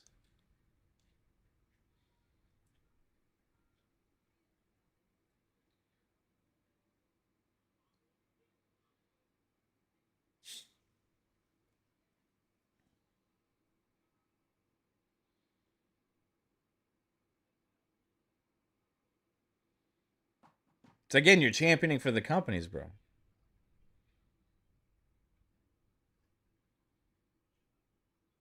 Your argument is for the amount of people that would double dip on a console and a PC game. That's very little amount, the people that double dip on fucking PC and console games. Like, the amount of money that they lose by supporting Play Anywhere will be justified in the fact of people actually choosing to buy the game because it's Play Anywhere. Like, they're not losing much sales on that at all. Like, there's most people don't go hop between the two, right? But if I buy a game, I should have access to it where I'm at. And like, if they're not losing that many sales, why not support it, right? The reason would be for, okay, well, if we're only putting on console, we're gonna, like, Rockstar. Rockstar is an exception because of GTA, because people will go out of their way to play that shit.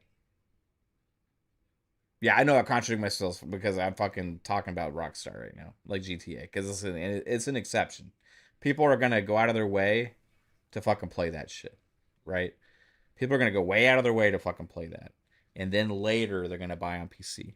But that's like a rare exception. Most people are either PC or console, and most PC gamers are not gonna go out of their way to play most of these games that launch first on console. Like, and a lot of the games that come out on console aren't on PC just never go to PC. Like, it's just, and PC gamers are just used to that and they don't necessarily care. But like, if it's Play Anywhere, I can just make the choice of where I want to play it. There's very little game people that are losing money on that shit. You know, like, I think all fucking games should just be available wherever you are. You're saying Ruham contradicted himself? Yeah, I mean, fucking, games like GTA 6s are fucking unicorns. You know, it's like the whole industry can like look at that and be like, oh, we should all do this, but you can't. You know, not every fucking game's gonna be that. You know, it is stupid as hell. Like, imagine if, all right, so like, here's an example. Like 2K basketball, right, is available on PC and it's available on console, right? But NHL is not. College football is not. MLB The Show is not.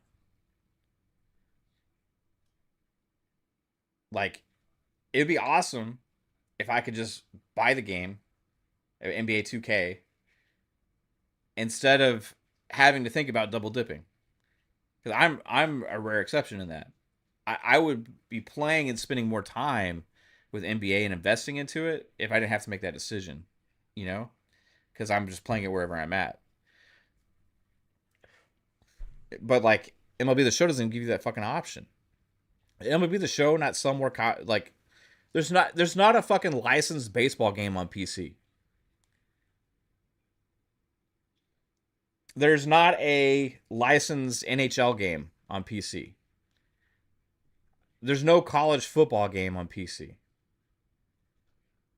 These companies would sell plenty to the PC gamers if they decided to start putting the games out there. NBA 2K on PC is the best version. And it supports, I think, stream your own game via the cloud with Xbox, but it doesn't support Play Anywhere. That's the shit that's like, they're just being greedy. 2K is being greedy with that. Because they're like, okay, well, there's a certain amount of people that will double dip, right?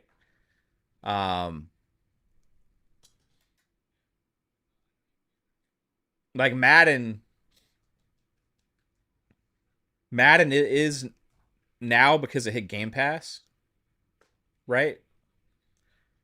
But before Madden hits Game Pass each year, it's usually like only play on PC or only play on console. And then when it hits Game Pass, because of EA Play, well, you get access to both, right? Because EA Play is part of it. Yeah, NHL is not on fucking PC, bro. Um, but like, imagine if that was just available at launch. Let's play anywhere. It'd be awesome. You know, it'd be great. And another thing that Madden doesn't do is they don't do like cross progression between PC and console. So like if you get the PC version and play the PC, it's your shit. Like let's say if you invest, and I know this because like I every year I play Madden and I'll play the console version. And this year I decided to check out the PC version after it hit Game Pass, right? Um, well, all my Ultimate Team shit doesn't carry over to the PC. You have to start from scratch because it's a different account. How stupid is that? These games need to get their shit together with this stuff. Like you should just be able to play your game and have access to all your stuff no matter what platform you're on. Like this is like archaic.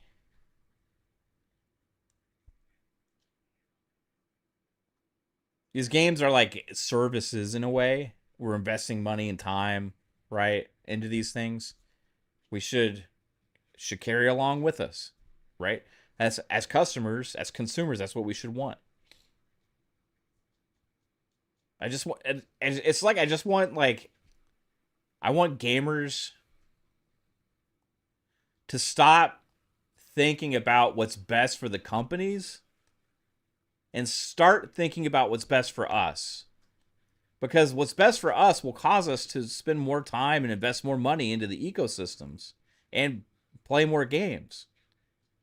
And if the companies keep doing that stuff, well, then hopefully, if people stop arguing against it and start arguing for these things and the mindset changes, then we get more features, we get awesome stuff, and that's what's celebrated and looked at what's better as an ecosystem instead of it's only better because this is available only on this platform or only on this thing, right? That doesn't make something better.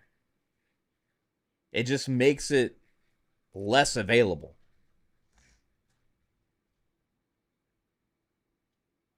And if we, as gamers, if we can flip our mindsets around to stop just being for the companies, to champion them, to celebrate them, and we start celebrating what is best for us, then guess what? Maybe you would have a different fucking leader in the gaming world. But the fucking mindset is so fucked. We've been trained. We've been fucking trained, guys.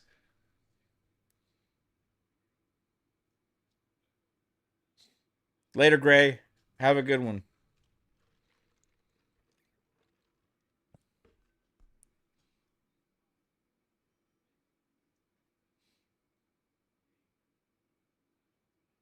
Yeah, you're not thinking about the companies. You're thinking, I want that game, and it's on Switch 2 or PlayStation. Guess I'm buying that. It is what it is. But it's the only medium where that's the mindset. Right?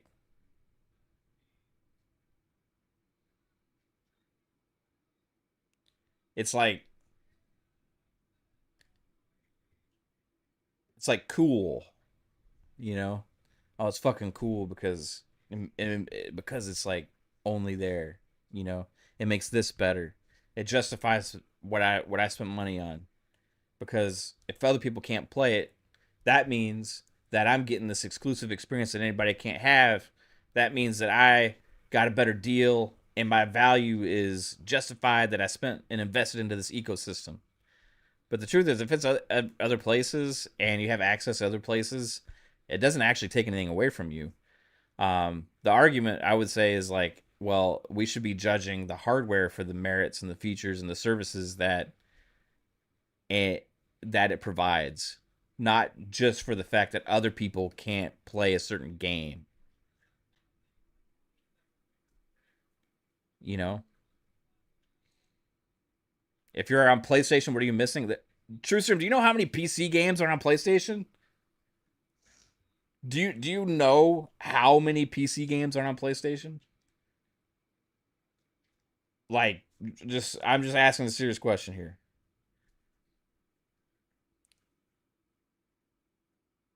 There are so many fucking games that are on PC that are on PlayStation. And you're also not getting Nintendo games either. So I don't know what you're saying. Like, yeah, you can play Xbox games, Xbox released games, and you can play PlayStation first party games and a lot of third party games. But you're still missing stuff. We all are on every platform. PC gamers are even missing stuff because there's, like I was talking about, there's some games that don't come out on PC. And that's my point. You're not missing one game on PlayStation? Are you fucking kidding me? Every game, every game that releases every year releases on PlayStation. I think you need to go do some research on that, bro. You are definitely, and now maybe not for you and what your interests are, and that's fine. If they have everything you want, and they have every game that you like, and you don't feel the need to have to buy something else because, hey, my needs are met by this one thing, that is awesome. And I'm super happy. And you should buy a PlayStation because that is the best thing for you. 100%.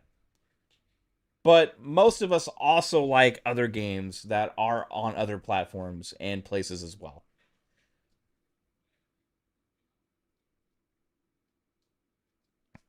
So I don't want to have to go buy this and go buy that and buy that to play. Like, I just, for one game a year or maybe two that I might be interested in, that sucks, man.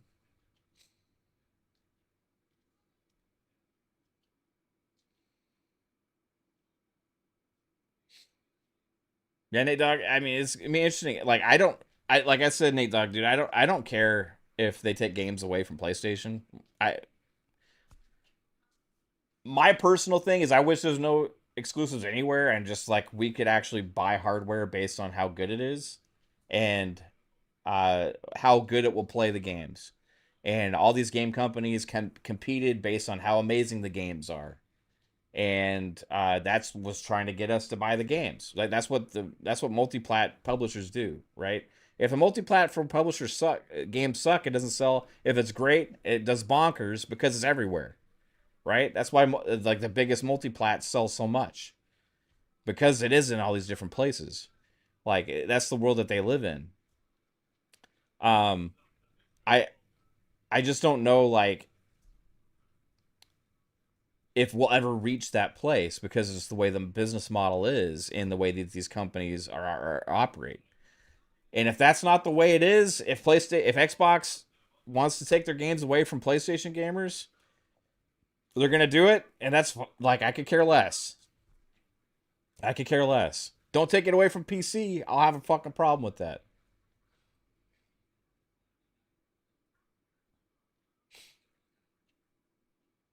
I'll have a major fucking problem if Xbox takes games away from PC.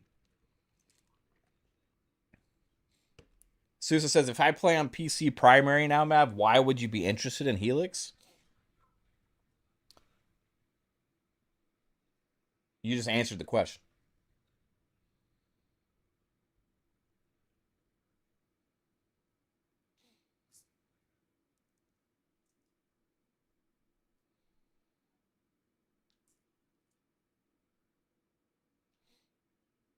So I'm sitting here a lot, right? This is our hangout room, right? This is our gaming room.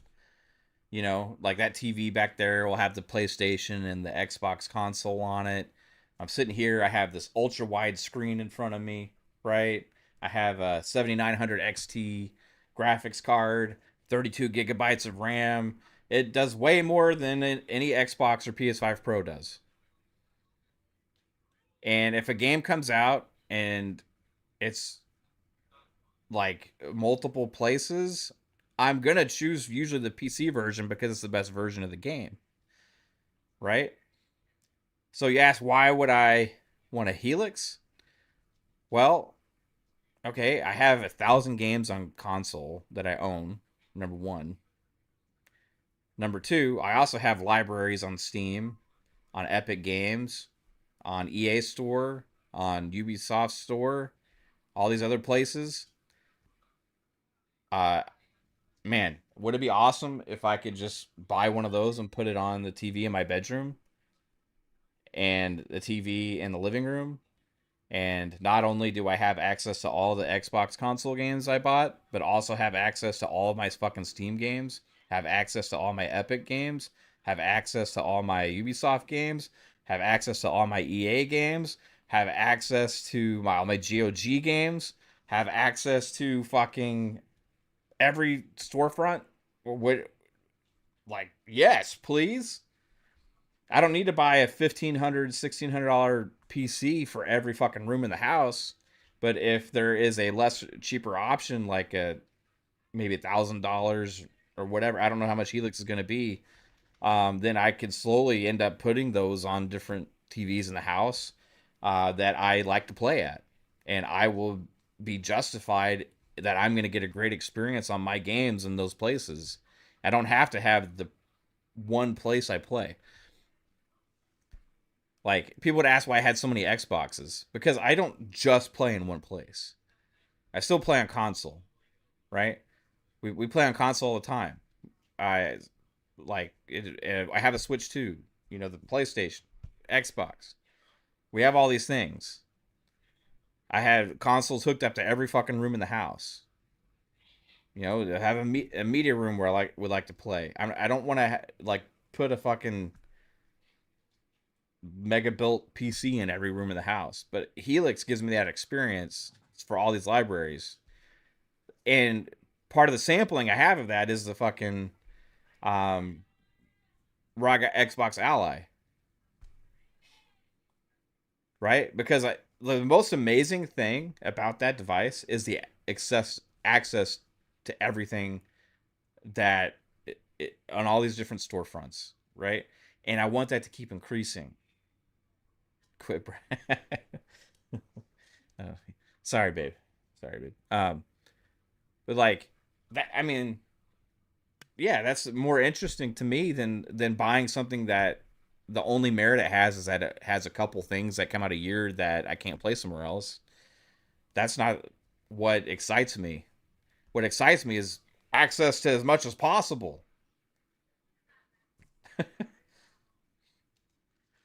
You know how many, if PlayStation 6 comes out, right? And it's like the same model, right? And it's the same model. Helix comes out, and you know, we have access to all these storefronts. Do you know how many fucking games an Xbox device will have that PS6 won't? It will be absolutely fucking astounding. And you want to talk about exclusives?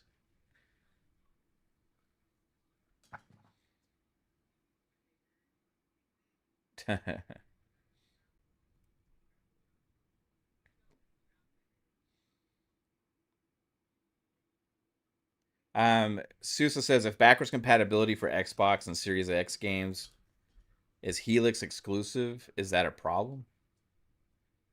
Do you mean like instead of just going to PC?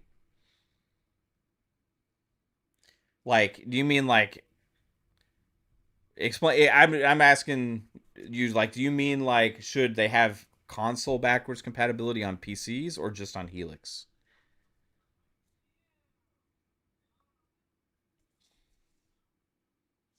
I just want to make sure I understand your question.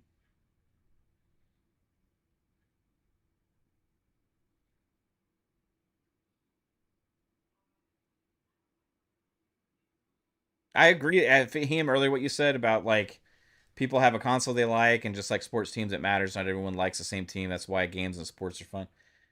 Well, you're talking about console wars at that point, and yes, console wars are fun, but it doesn't actually benefit us as gamers. It's just fun to partake in. Absolutely, console wars are fun, but like console wars also is part of that mindset that I was talking about, where we've been like trained, and it's part of the marketing from back in the day, like Sega versus Nintendo. Yeah, it's fun. I like to see companies with that attitude.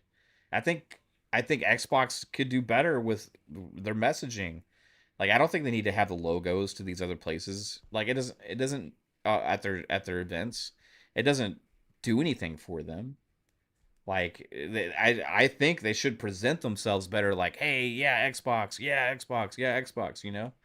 I 100% agree with that. I agree with the competitive thing about being fun. I just don't think it, when it comes down to it, as far as like when it matters, playing the games, and I don't think it benefits us as consumers that things are only in certain places.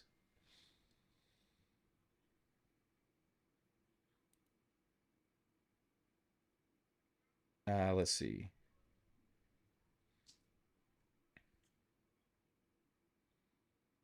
I was trying to find who asked the question earlier. I forgot. I lost it. Oh, the Sousa. Okay. I was trying to see if you answered me yet. Okay. Doesn't Helix have a special chip? So asking you a question, Sousa. When you asked me that about would it be a problem if if Series X games is Helix exclusive, is that a problem? I'm asking like what you mean by that. Do you mean like versus being able to access Series X games on PC?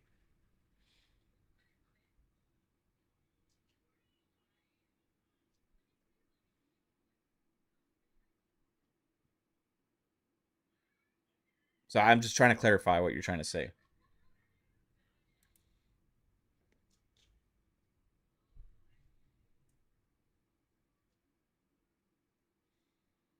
It's disingenuous to say the console only comes out with 2 games a year when there's second and third party.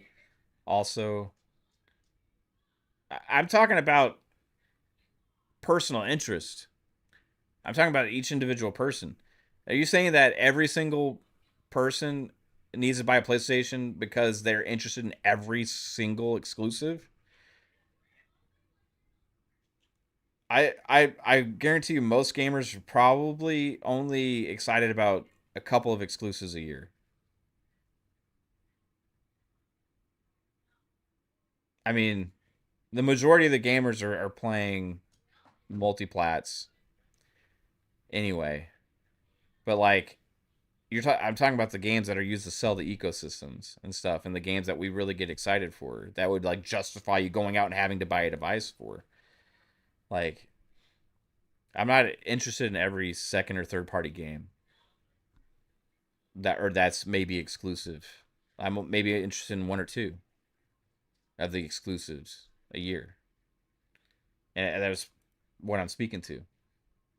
I'm sick of having to buy devices for me just to play those one or two games.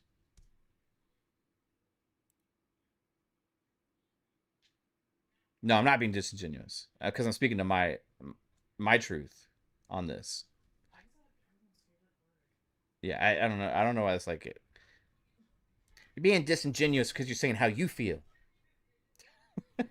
You're being disingenuous because you're saying what you think. I'm talking about me, bro. Like, why do I want to buy a PlayStation for one fucking game?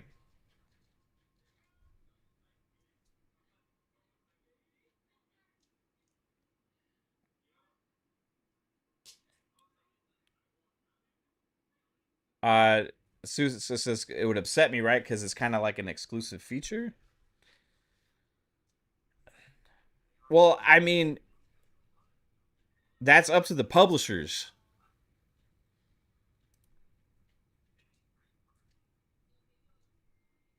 Like in your question, Sousa, like that's not a problem with Xbox first party games because their games are already on PC anyway, and Project Helix is going to be able to access all those games. All the Series X games that they released this generation from first party from Xbox are already playable on PC. So that's not an exclusive thing.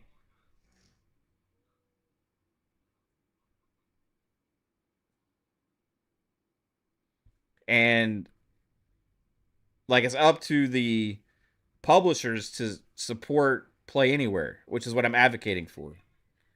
I think all these publishers should. And if that's the case, then we would have access to all those on PC and Helix. So that's not on what Xbox is doing. That's on the publisher's decisions on how they're doing it.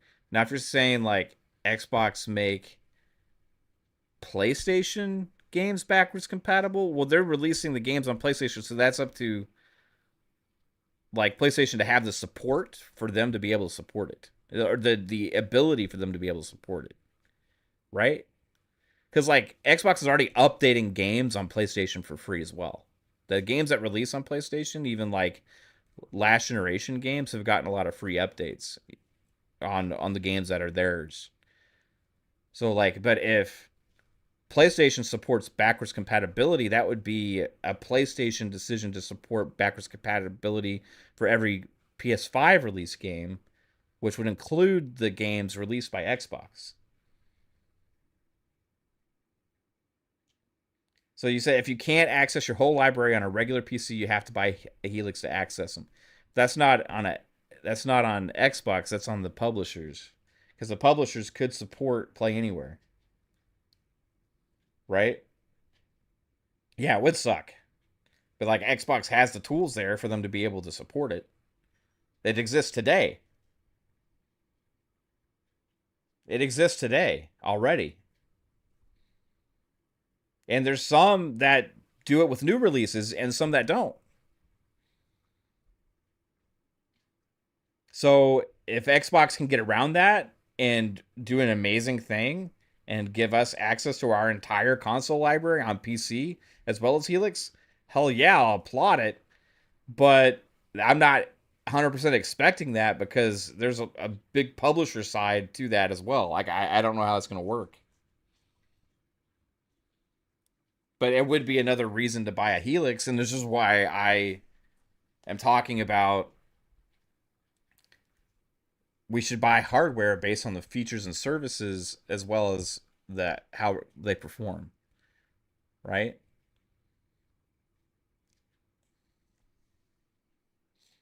Like Game Pass in itself is exclusive to Xbox ecosystem. Would I want Game Pass to be exclusive to consoles? No.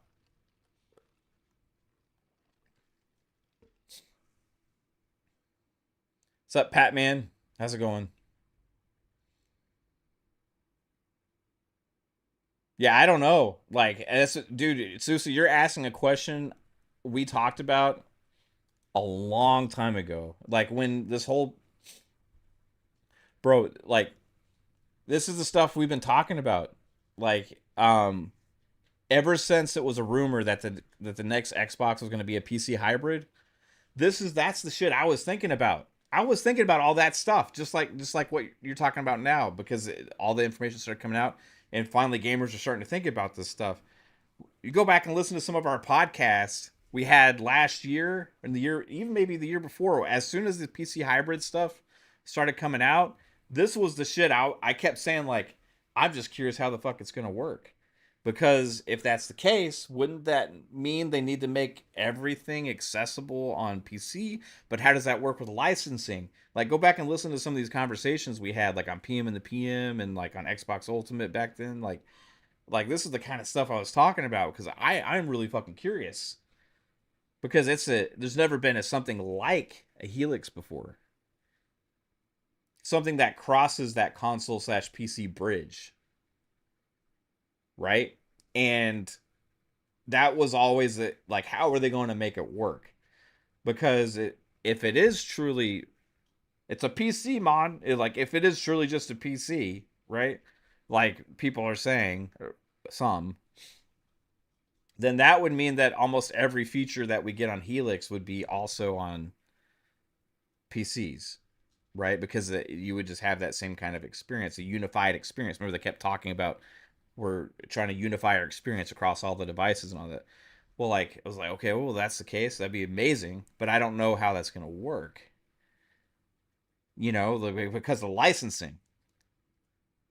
Because Xbox couldn't do the technology of it because of licensing, right?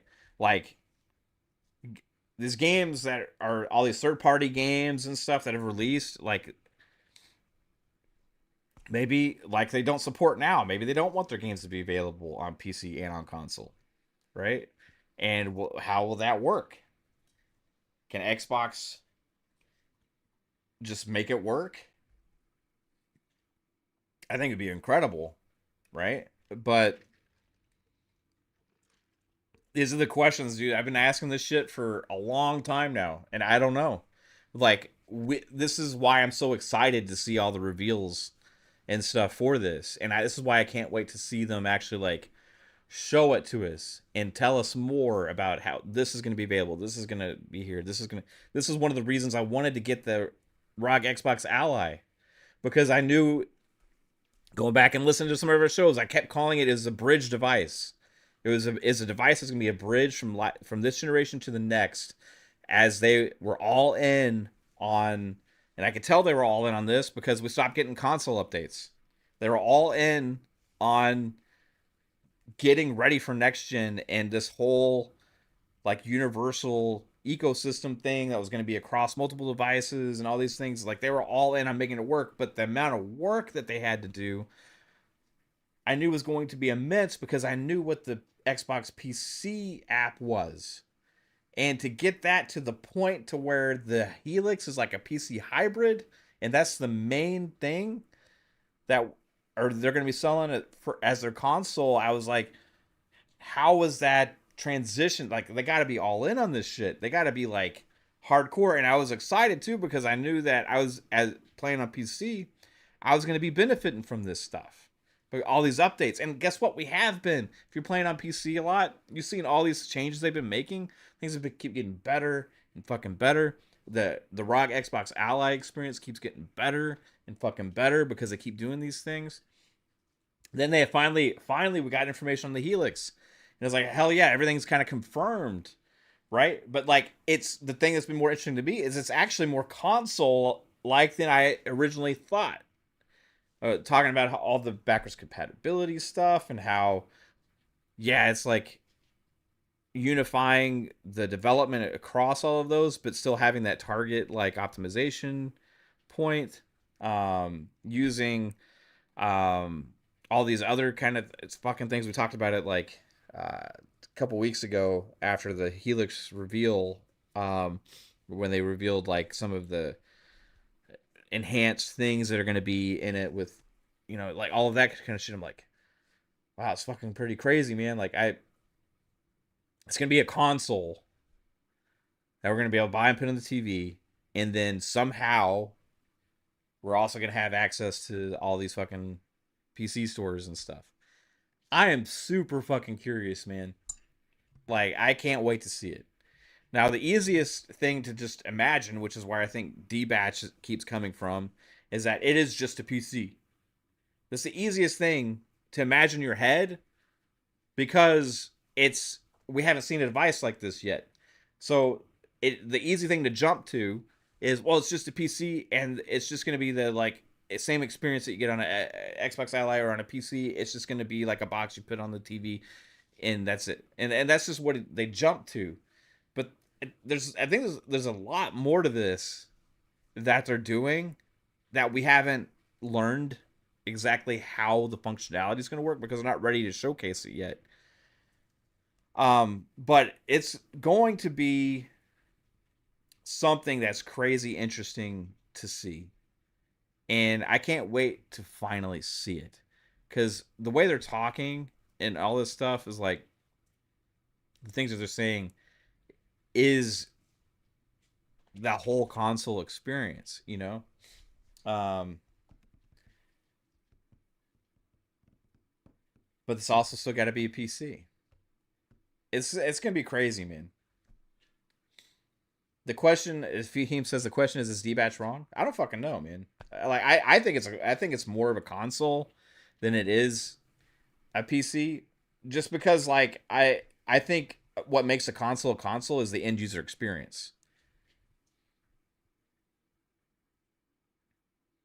It's not the fact that you can do other things on it too that makes it a PC. It's the end user experience, right? Um it's about marketing and messaging and all these other kind of things. Like you have a box that's pretty much dedicated to being a device that you can plug into a TV entertainment system or whatever. And that's its my primary purpose, and its primary purpose is playing games.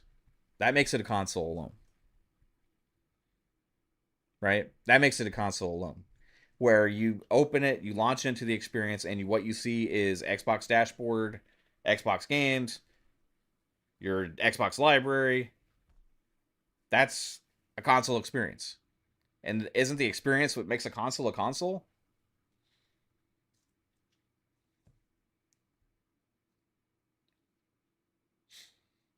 Um, they have a target reference point of optimization to hit for it.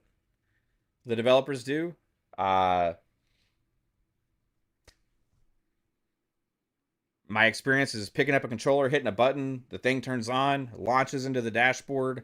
There's my games. If my experience is a console like experience, then that makes it a console.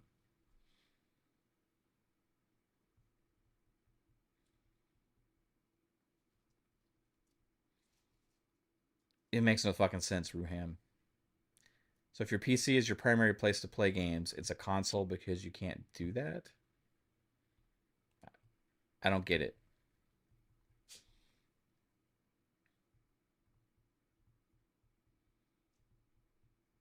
The problem with what D-Batch is doing, Fahim, and where that's coming across is it's coming across as it's like not for console gamers.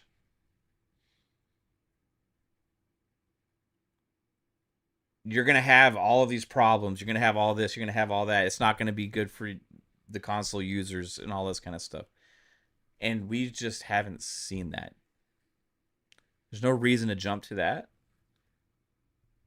End of the day, who knows? He end up could being right, and this is the work that they got to do and show us, right? But if it's not a great experience, it's not going to be a great experience, and then we'll give them shit for it. But to just go out and say it's just a PC, like, is going out there to like diminish what it is for console gamers, and it's like to point it towards a negative light, right? Um, it is a console because it's like a shout out to Plume Gaming who did this, but game console or game console definition. A game console is a specialized computer designed primarily for playing video games on a display, such as a television or monitor.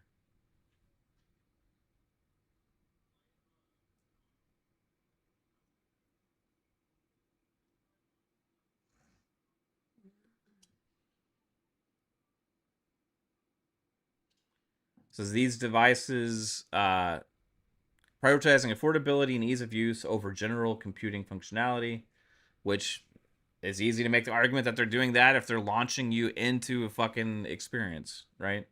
Because that's the priority. These devices use proprietary hardware and software, which they're doing, often serving as home media centers for streaming movies and music. 100% what they're doing as well. The only thing I would argue against is the affordability, because that's just fucking going out the window across pretty much all devices now.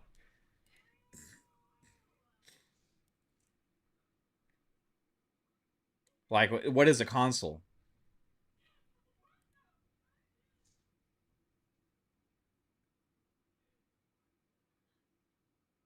Like, if it's meant to play games, like people were praising the Steam machine, or not the Steam Deck for having a console-like experience, a handheld console-like experience. People were going around, all the fucking Steam Deck users praising it because it took away a lot of the shit from the PC and made it such an easy to use console like experience, right?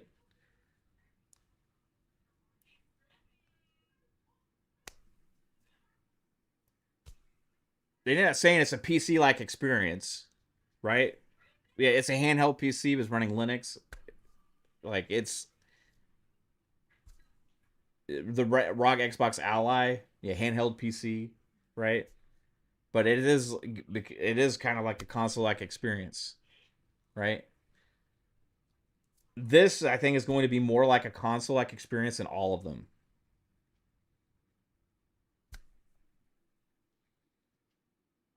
I really do. The thing is, we just need to wait and see. We need to get more information. We got to know what we have access to. The fact that we're going to have our entire libraries of Series X and S and Xbox, like that's something we don't have on PC.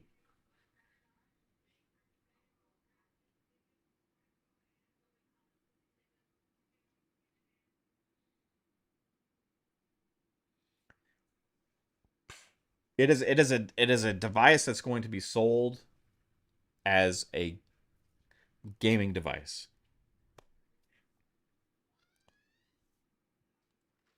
That you plug into your TV. That's traditionally what a console is.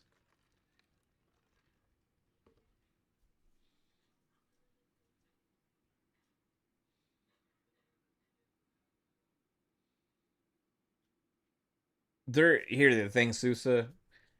Like these companies are ultimately all there to make money. We all have to understand that as customers, bro.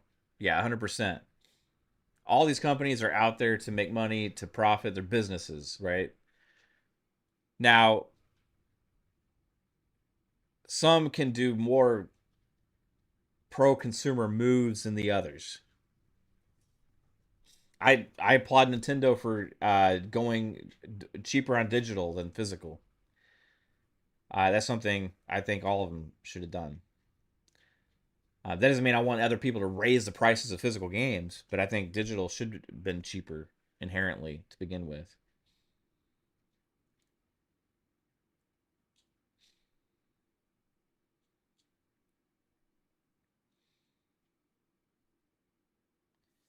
Like I think it the biggest the other thing with the whole D batch thing going on with that argument, and this is the one that's the most important thing that I think people are overlooking with the whole it's a console, it's a PC thing or whatever, is it doesn't fucking matter. What matters is what our experience is, and we haven't seen that yet. It honestly does not fucking matter. How does it matter? Because fucking PlayStation runs on x86 architecture, so does the fucking Series X and S, right? Like these things have already been pretty much PCs. They're just like locked away into a custom version of Windows, right? Like that's what the Series X and S is now. They're just opening it up more. They're just giving a different version that's going to be a little bit more open to you being able to access other things instead of locked off from those other storefronts. Like it just really doesn't matter. Why would I care? Why would I call it a PC? Truth serum. Xbox isn't calling it a PC. Xbox is calling it a console. Why would I change what they're saying? If they're calling it a console, it's a fucking console. I already read you the definition of a console. Like if they're calling it a console, it is what they say it is. It doesn't fucking matter. Like I don't. Do you just want me to call it a PC just so you can say, "Oh, I got him to call it a PC"? Oh my god, my argument and D Batch was right. It's a PC. We can all fucking celebrate in the streets and say we got one. Xbox is a PC now. Xbox is not a console anymore. Woohoo! It doesn't fucking matter, dude. I'm not gonna do that. I don't care what it is. I care about my experience. Xbox says it's a console. It's a console. I won't call it a PC because it's all about the console war. Dude, I don't give a shit about the console war. I want PlayStation to be fucking awesome, bro. The difference with the console war, here's the main thing. And I hope you hear me clearly. This is where I differ from the basic console war. I want Nintendo and PlayStation to be awesome and do shit that I want. I don't want them to fail. I want them to give me things that I'm excited for.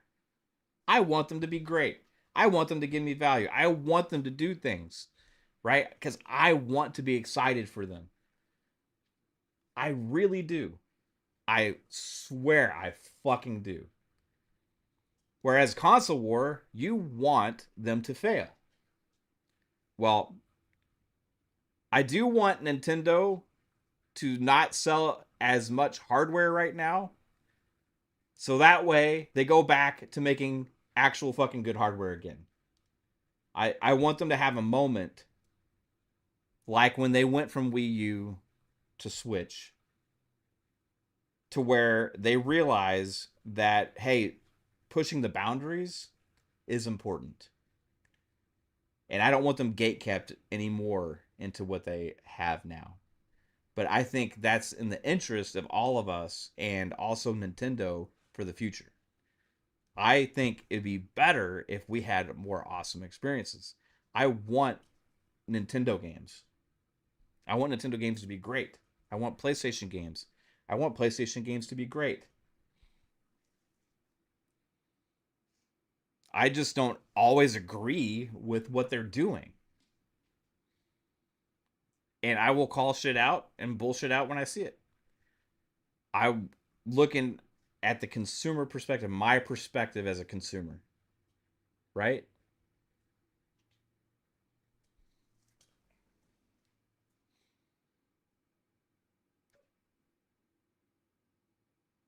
Yeah, Sea Lord, exactly, bro.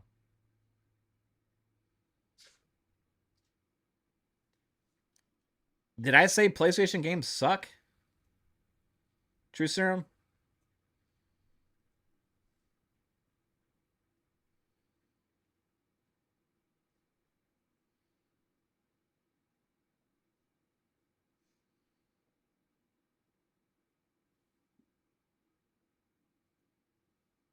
Did I say all PlayStation? Like, don't put words in my mouth. Dude, I said that on Twitter already, Sousa. When the report came out that they weren't meeting their expectations, so they were cutting back on the amount of hardware they're selling. I said I hope they continue to do that and they realize that they need to do better on hardware. I want Nintendo to have a moment where they realize they need to do better on hardware. I do. I don't want them to fail as a company. I want them to stick around. I want them to keep making games, but I want better hardware for Nintendo, for sure.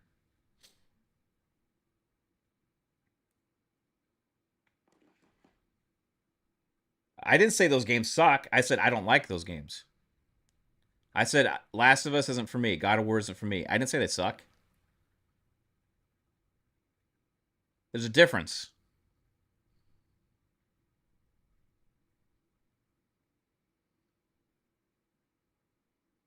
I didn't say Horizon Forbidden West sucked. When did I say that? I said it's not for me. I said nobody cares about Horizon.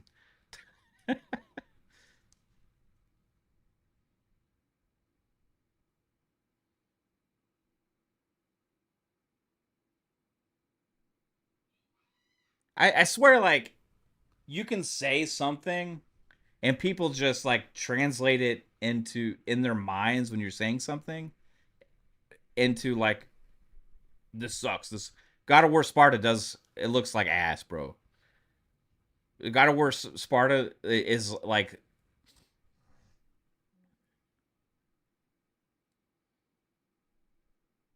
that shit should not have been made. I said I want PlayStation to do more variety and do more games. Like I want them to make. I want to bring back fucking Uncharted, bro. I want them to bring back Infamous. I want them to make like, hey, bring back Sly Cooper while you're at it. You know, like do a bunch of cool, like bring back fucking SOCOM.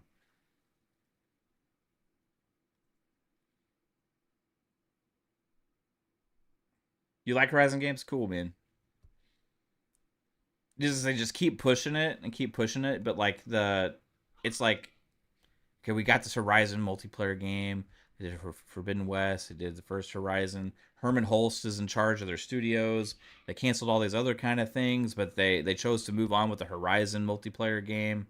Like, it's just like that franchise to me. Like, I've tried both games. Okay, it's just for me, it's boring. I understand that there's people that love Horizon, right? But I just the general attitude I see around Horizon is that it's kind of boring, right? People love God of War. People love The Last of Us, right? I'm personally not into those franchises. I've tried both of them numerous times. I just can't get into them. I don't think those games suck. Those games are not for me, right? But I miss when they had a bunch of other franchises they were trying out and pushing instead of just focusing on those. Like I Uncharted is one of my fucking favorite franchises, period. Like Infamous Second Son, oh, so fucking good, dude.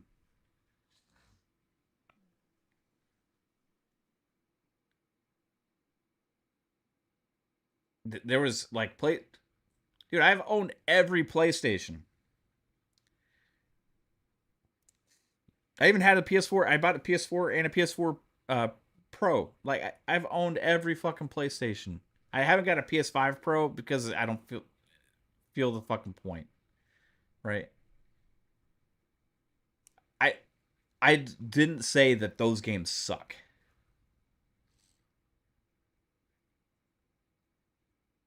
I'm just like, yeah, I'm just saying 100%. I'm not into those franchises. I I now, and here's the thing, I want to be, because I can see that they are, like, I can see the quality behind it. It's like when something is like supposed to be great, and like you can tell the effort, the attention to detail, the quality behind it, but then you try and experience it and you just can't. It's just not grabbing you, and then so it's like, man, it sucks. And you try again, and it just doesn't happen again. You try again. It's like those are games that I want to be part of the joy with, right? I really do. God of War, Last of Us. I want to be part of the group where we can talk about those games and have fun talking about. But it just never has happened with me. The amount of times that I've tried, like I get bored quickly with them. Like, and even if I do end up putting hours into one because I'm kind of like forcing myself to, I put it down and I never have the desire to go back. And that's just personal taste with me with those games. My favorite game this generation from PlayStation is GT7. Not at launch, but I think they've done an amazing job with the updates over time, making GT7 an absolutely fucking awesome game, right? Absolutely fucking awesome. I also think Returnal is really good for the kind of game that it is and fun. Um, I haven't played Ghost of Yote yet. I was originally just going to wait for it to come out to PC, but it seems like that's not going to happen. So at some point, I'm going to end up getting it. Um, I've been into other stuff right now, so I haven't played it yet. But Ghost of Yote, I will probably have a really good time with because I really like Ghost of Tsushima. I can applaud them for what they're doing well. I'm just saying back then, they back before this generation, they had a lot more coming out in different um kinds of games that were like when more interesting instead of focusing on just these specific franchises, right? And I kind of miss that. I really do, actually. Wolverine, we'll see. Like, cuz Spider-Man 2018 I really loved. Miles Morales expansion, I got bored with because I kind of felt more of the same, but it just wasn't clicking as well with me as Spider-Man 2018. And then Spider-Man 2 just seemed like more of it. And I made the decision I'm just gonna wait to play Spider-Man 2 probably till it comes out to like PS Plus Extra at some point, or it's like really cheap. So I can't speak to Spider-Man 2 yet, but it didn't excite me like Spider-Man 2018 did. I can't really judge it. Um, I think PlayStation this generation has been nowhere near as good as previous generations. For me, for me, there's somebody else out there that's gonna be like, I loved every fucking game PlayStation put out this generation. This was way better than PS4, and that's fine. But when I speak, I'm not speaking for everybody, right? Like I'm giving my opinion on what I think. And this is something else that's like that bothers me sometimes. Like I don't have a big fucking platform, right? This is a small channel. Right? I appreciate everybody that's here. Like we got 57 people here right now watching. Everybody that's here, even if we disagree and engage in the chat and like I appreciate every single fucking person that's here, right? But like when I speak, I just speak about my opinion, the way I think things should be, the way I wish things were, or the things that I want, or the things that I don't like, or what I think on my opinion on the state of something.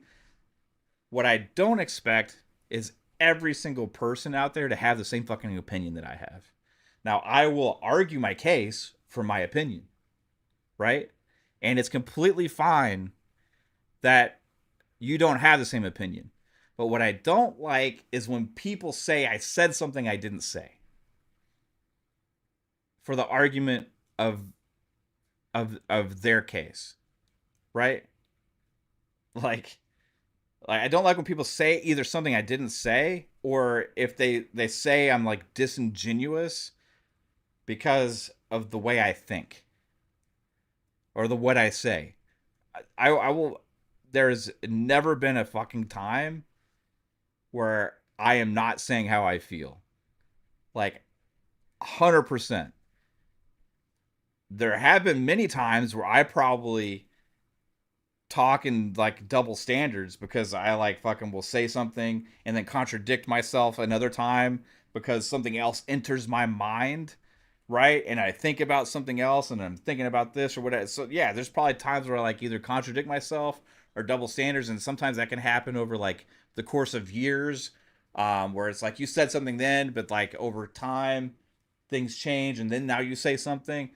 I think we're all guilty of that. I've probably done that numerous times. I can't speak to one except for, I know that earlier I was like I said that like I don't want any of these companies to fail, but then I know I just put a tweet out that I want Nintendo to continue to fail, so I had to clarify what I meant by that. That was kind of like a double standard, contradictory thing there, right? So I want to make sure I made that clear that I don't want them to actually fail as a company. I want the Switch 2 to fail in sales, so that way I get hardware that I want. Like it's like I will never be fucking disingenuous, and disingenuous to me is like saying something you don't actually think or feel. I'm just fucking off the cuff, bro. Yeah, and as we get those numbers up, survey.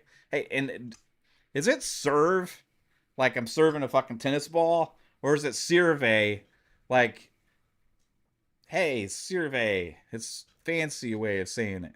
I don't know. Kate told me she thinks it's serve, and I was saying survey because that's how I read it, and I read it fancy like.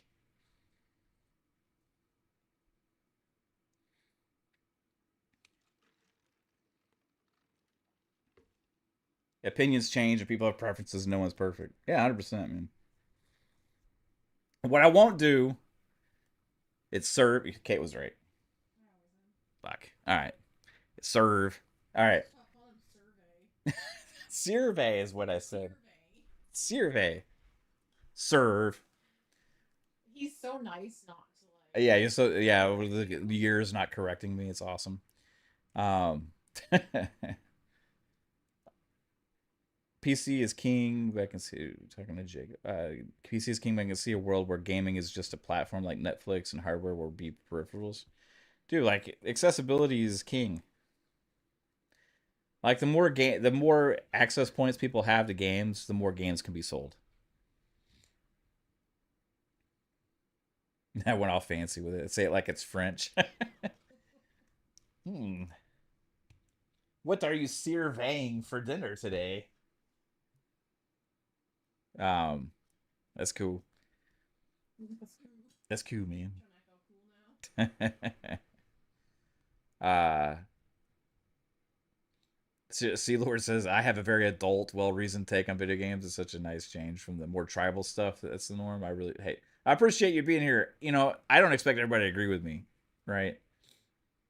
And that goes for the Fun Spec fan too. Like I know that Pong like disagrees with me on a lot of shit. You know, we would always have a fun time talking about stuff on PM, and sometimes like our ideas would clash, and like we'd almost like have this like debate. You know, or like Jasper when he said like Crossfire X was fun, and a good game. I'm like, bro, like, but then when the Jasper would like give other games a 7, you know, like I'm like, fuck, like what?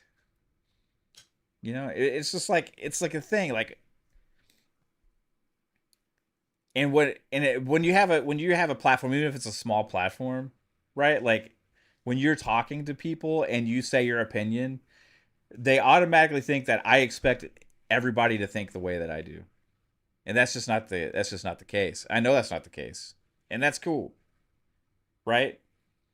Um, but there's like things when people say certain things that like sometimes will just piss me off, and it's usually like when they will say something like um like disingenuous, or like you're clickbaiting, or you're just saying this for fucking like analytics on Twitter or some bullshit like that. Dude, I don't even fucking care about any of that shit whatsoever. I never have. It's cool to see if we're growing and actually to see, and it's exciting sometimes. But like, I've never changed content to be able to fucking like this will get more viewers if I have this stance on something. And that's the shit I can't stand. Like people like Dreamcast guy that just fucking goes out there and like does the same act every fucking time because he knows he gets like attention for it. And that's the shit that drives me crazy, bro. And there's some people that just ride so fucking hard on that. And it's cringy as fuck. There's a few of them out there. They're easy to spot. And I never want to be associated with that whatsoever.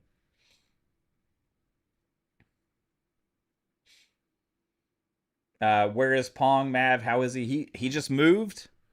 He's trying to get settled in his new place. He's doing good. He's got a lot going on.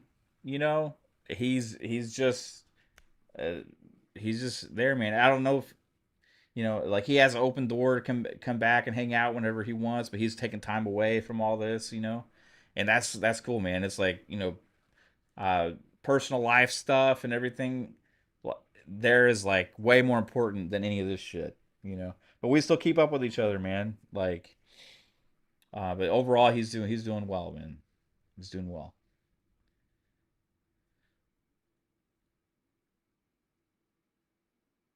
Where's the crazy guy that works at GameStop? He's around. Psycho, yeah, Psycho. He's around, bro. Um, I hate Noah's mofo. I hate anybody that doesn't actually give their. Well, I don't hate them as a person, right? I hate the content, is how I'll say it, because I don't know him personally. This dude could be the nicest guy in the world, right? I don't fucking know him personally. I hate content that is purely for like instigating either the cons like it just I hate people that don't actually give their own actual thoughts on things. I I hate that kind of content.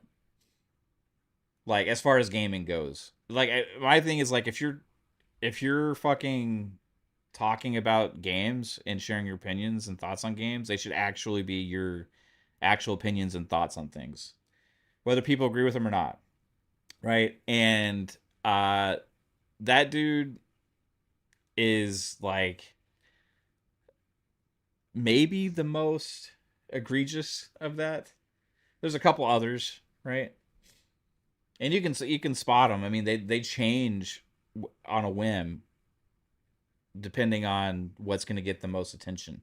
You know, Pong returns with the power of Helix, right?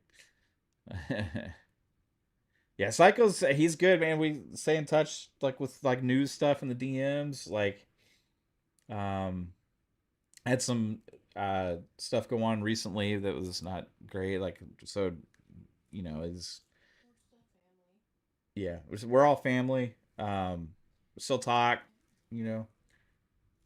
But he's awesome. Love Psycho, and the thing with the Fun Spec fam is like everybody that's part of our like Fun Spec family like has an open door just to hop on any of our shows at any time. Psycho sound hungover, yeah. Um, love Psycho, man. It's like the thing about each like person that and all these like people that are Fun Spec fam are just like friends, like bet like become like family, you know.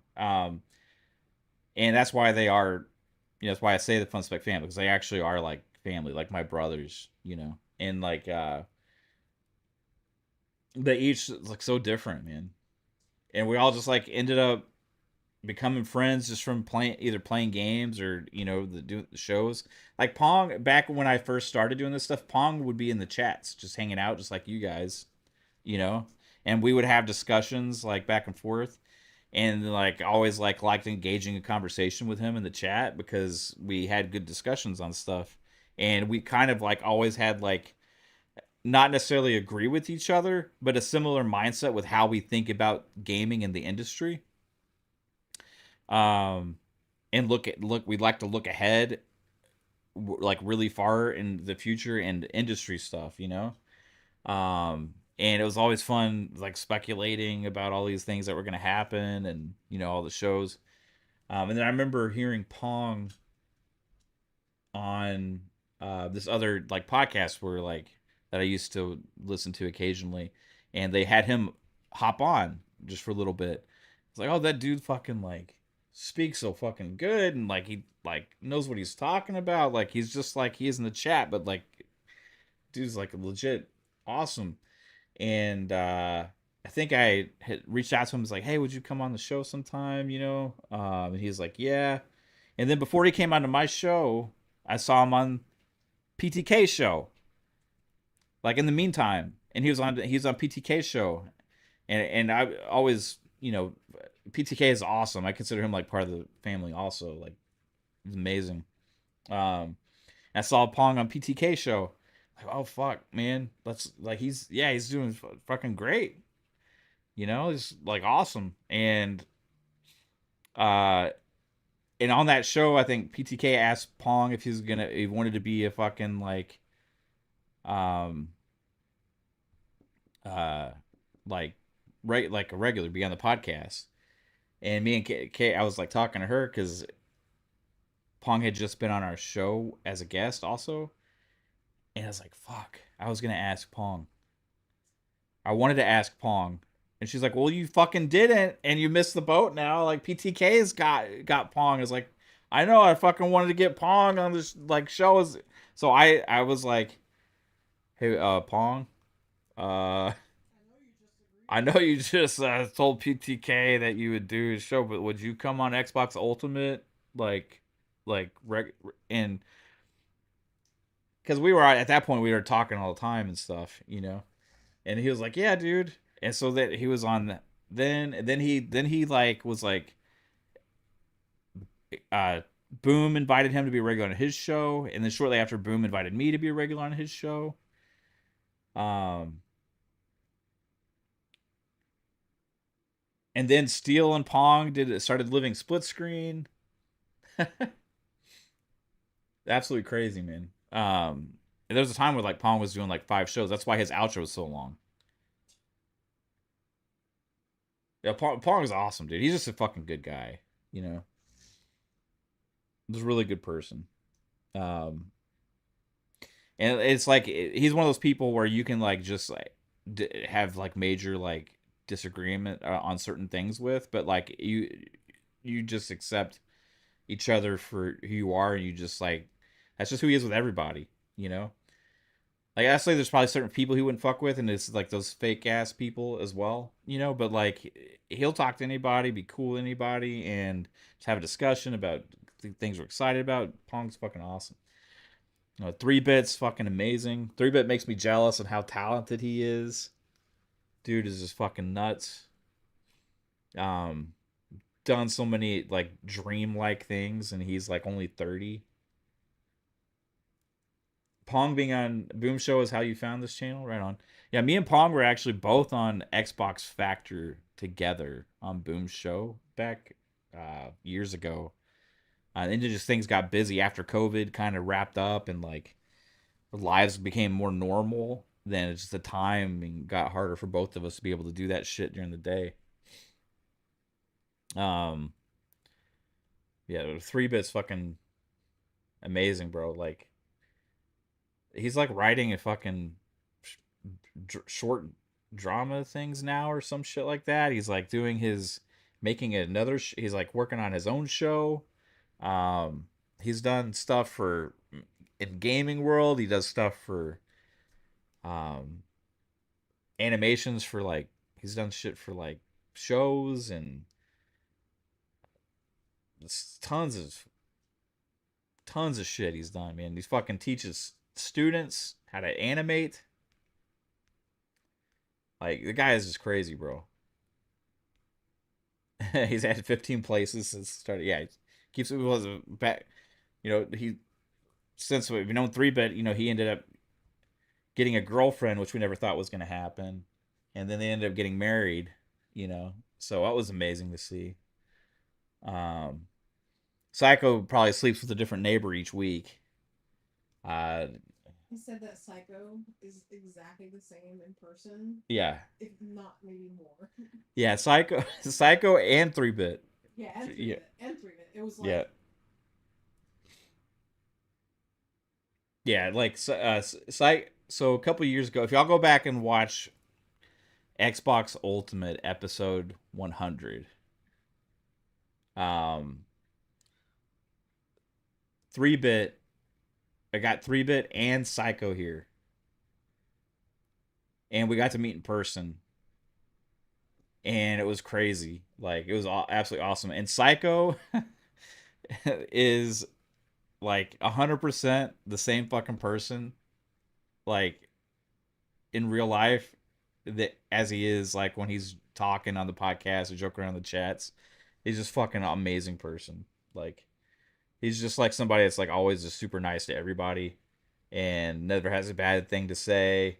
It laughs all the time about everything at himself, you know. Just you like to be around people that can have a good sense of humor and hang out and shit. And Psycho's amazing.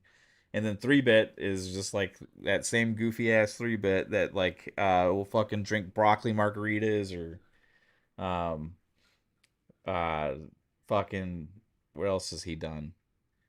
Eat old food and get sick. Oh yeah, he ate old food, and then said he got a cold from it. Call the hairdresser to see if they're open on Thanksgiving. He called a hairdresser once to try and book an appointment on Thanksgiving. While he was drunk playing Halo with us, I think. Yeah, but also we were in a big Halo tournament. Oh yeah, the other thing 3-Bit did back a few years back, we had this big like Halo tournament that was like all these podcasts versus all these podcasts, and 3-Bit used to play Halo professionally. That's another thing he's done. Super amazing at Halo, insanely good, and he was our ringer. And it was like me and Pong and you and 3-Bit. And we were we were doing great, you know, got past first round. And then our next round was against Ains and like his group of professional fucking Halo players. You know, so like it was like, okay, 3-Bit's gonna be our I think it was like Ains and like Patman. Or is it Patman? Shit. Pat something. So good. This is a cool guy. And I can't remember the other two. And then 3-Bit, we were like, what's going on with 3-Bit? because he was there. He showed up late, first off, I think. And then we start playing, and like he is just. I think we were all out playing him, which never happens.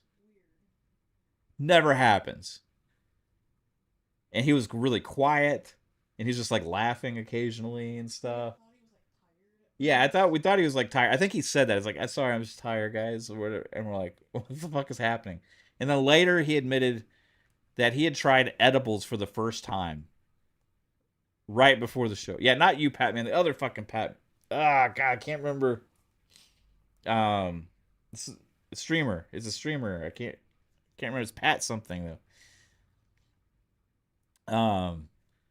He tried edibles for the first time right before, and he also took several, I think. So we got sabotaged. There's Jasper, is absolutely amazing. Jasper's fucking like used to just be in the chat too.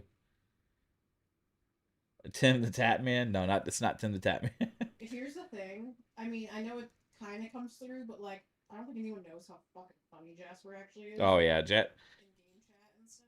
Yeah, you guys. Yeah, that's one thing about Jasper. You guys have no fucking clue how actual funny he is. He's hilarious. Just the random fucking shit he'll say that you don't think of and stuff. Like this dude's fucking cracks me up, man. But like I remember the first time I met Jasper, we were just playing Halo, on stream, and he hopped in and played with us. We asked like, "Hey, just want to come on the show sometime?" And then we just became friends, man. Absolutely awesome guy, amazing guy. Um, Fuzzy, the ever consistent, just chill, relaxed, super amazing dude. Yeah, we're lucky to have all the fucking friends that we've had on this channel over the years, and that's been the best thing, honestly, about doing all this stuff for all the years we have. It's fun to talk about the console shit and like talk about what's happening with this, what's happening with that. But my favorite thing is actually hanging out with the guys. I really miss when everybody's able to be here all the time, but everybody's lives have gotten like so different over the last several years. And it's like I know we can never recapture that because unless we go in another lockdown. Yeah, unless there's another pandemic. But like we can't ever really recapture that with like different people. You know what I mean? Like I like just because like really organic. Yeah, everything happens so organically with this shit. We like talk about real life stuff, like Yeah, all the time. Yeah, talk about real shit. Yeah, so it's like all my brothers and stuff. Like and my wife and not sister wife. Wait, what? My sister wife. My sister wife. Your sister? You got a sister wife? Yeah, it's just. You have an allergy? Yeah, I'm having like my eyes fucked up. I have something for that. Do you? I have everything. Always. Yeah, Fuzzy's amazing. Fuzzy knows a lot of shit, guys. Fuzzy knows a lot of shit. I hate doing that. Fuck.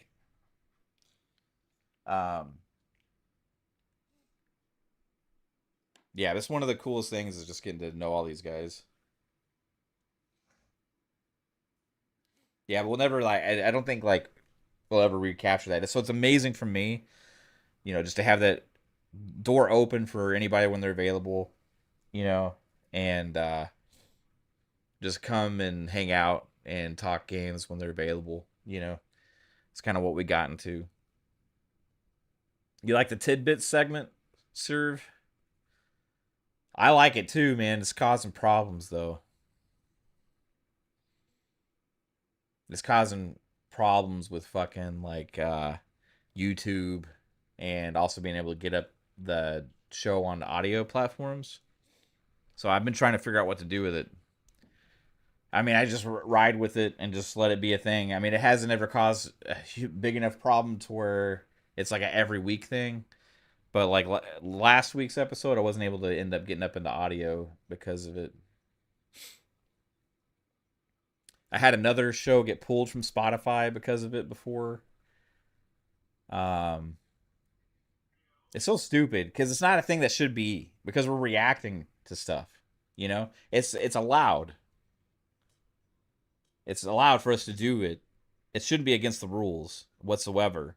But because everything's ran by AI and bullshit, it keeps us from being able to like do it without having obstacles. I'll probably just keep doing it. Fuck it. Don't let the AI win. Yeah, but I miss having everybody here. Other than Magnificent 7 days were fun as shit.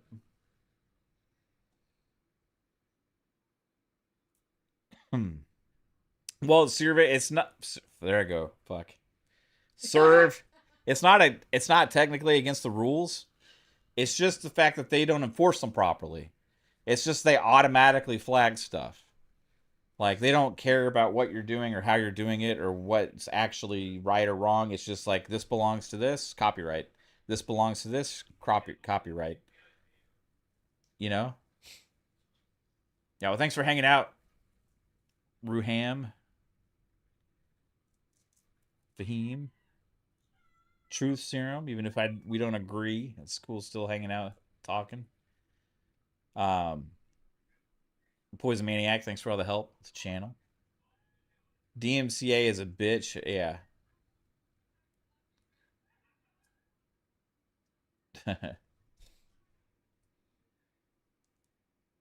Edibles for the first time can mess you up. Yeah.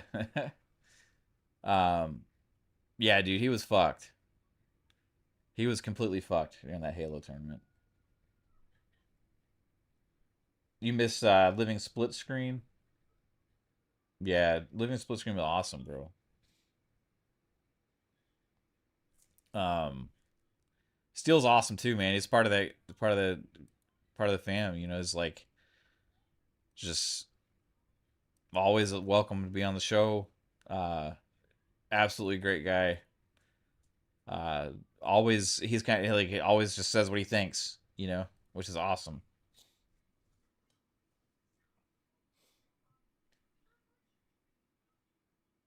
Hmm. Well, I don't know how we got into reminiscing land. I feel like because we were reminiscing last night about Halo when you were watching Oh Peanut. yeah, I was watching Peanut play Halo Infinite last night. Um, and he was playing with like all the guys, you know, all of his like big streaming buddies and stuff. And it made me like remember playing like Halo uh on stream while we're live doing like community nights and stuff back early days of the channel, and it was absolutely just fucking hilarious and a blast like every single time until some people started getting a little weird in the chats and in the party chat, and then some of the fam was like, we got to stop just letting anybody come in here because like some people were trying to start shit I feel with like we other could handle it better creators. now, though. Huh? I feel like we could handle it better now, though. Yeah, I think we do better with it now for sure. Yeah, it's still doing good too. Yeah, everybody is doing good. So Bob too, absolutely fucking awesome. Wish he could come on more, but like he's like doing stand up and has got all this shit going on. He's fucking hilarious. Another fucking great person. Yeah, but we were talking about last night that I'm probably gonna start doing that. Like I was actually gonna install Infinite again on the PC, and maybe we'll end up doing like a community night maybe tomorrow. I don't know. Why not? Sundays would be a good day for that. Yeah, Sundays would be a good day, except things get a little crazy, I think. What do But you that's mean? okay. What Um, gets crazy on Sunday? no, us, we get crazy. We do? When we play Halo community nights? Oh, I was like, Yeah. what are you talking about? Yeah, so we're thinking about doing that.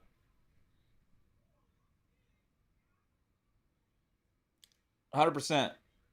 Yeah, I mean, people let some things slip with some words that were said Yeah. on some of the streams, because people get in their mood of playing games, and they forget that, hey, there's a stream going on here that's being broadcast out to a wide range of people, and they just say the kind of shit they would say in their houses, when nobody's listening to them or watching, and like, you can't say that, bro. You can't say that. Yeah. Um, and it just happens, and it's like, oh shit, what's gonna happen? Like, am I gonna get fucking like banned from YouTube because this guy just that I don't even know really well like just hopped in and said some crazy shit?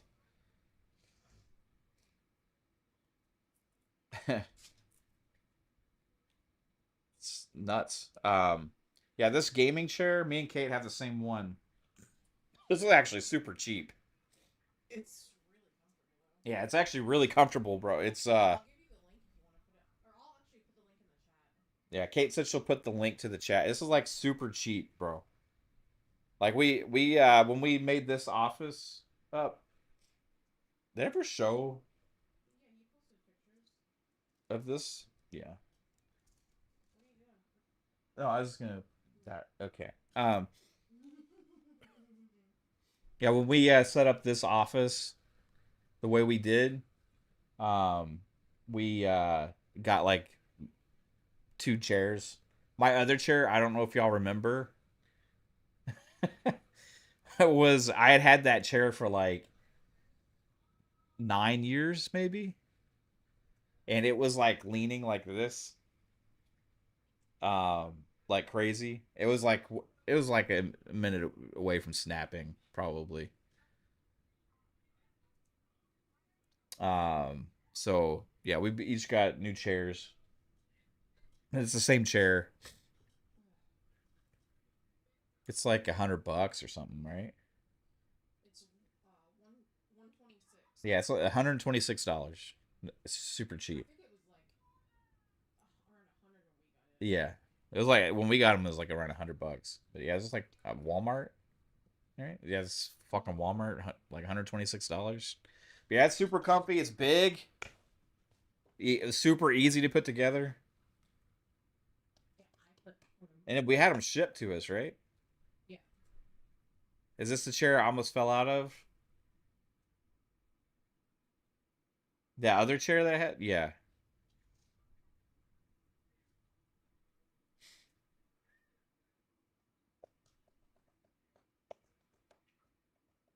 Hmm.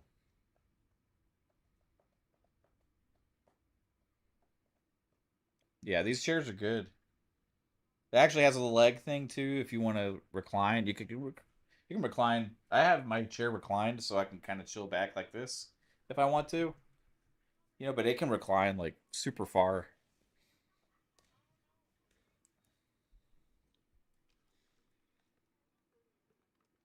The Cyberpunk gaming chair drama was fun. The Paris one, yeah, that's a game I need to finish.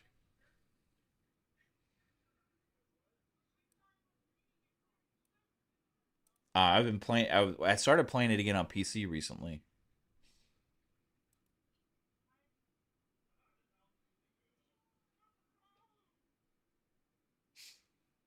If anybody's interested in PC, I was just curious because of the price increase on PlayStation. I was thinking like $900. I was like wondering with all the RAM stuff that's been going on, all that shit, like what does a pretty like a good 5070 go for now as opposed to like around Christmas?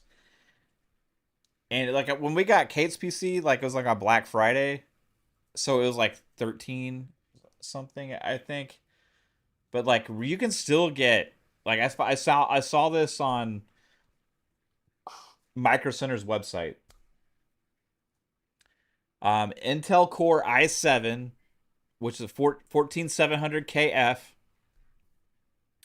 NVIDIA GeForce RTX 5070, um, and then 32 gigabytes of DDR5 with 1 terabyte, right? So it's a 5070, 32 gig, um, 14700, right? Intel i7.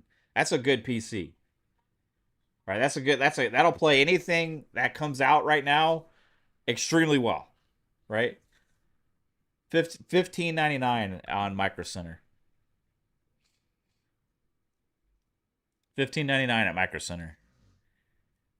And that will fucking run laps around any home console right now, like PS5 Pro included. This thing will fucking run a million miles around it. Yeah, it's more expensive, right? But the amount of access you get to so many more games and stuff, like it's just for the price. If I was about to spend $1,000, okay, you could get that for $500-$600 more, and especially if you wait for a sale, and especially if RAM prices get a little bit better. Man, it's just hard to justify spending $900 on a fucking PS5 Pro, bro. Like I wish it was so expensive for a console that is, I know it's better than a PS5, but at the core of it, it's still based on mostly technology from 2019, 2020. You know? Like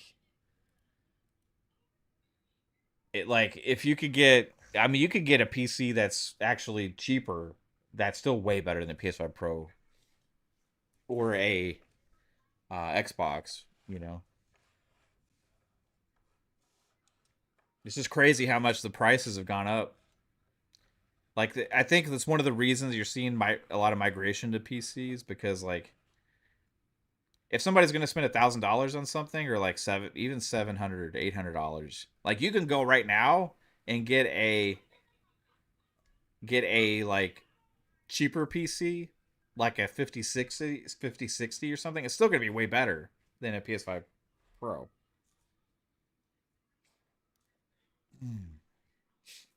You got your Pro early. You don't regret it. Hey, that's cool. You got it at the right time, bro. Um, I just can't believe they're going fucking 900, man.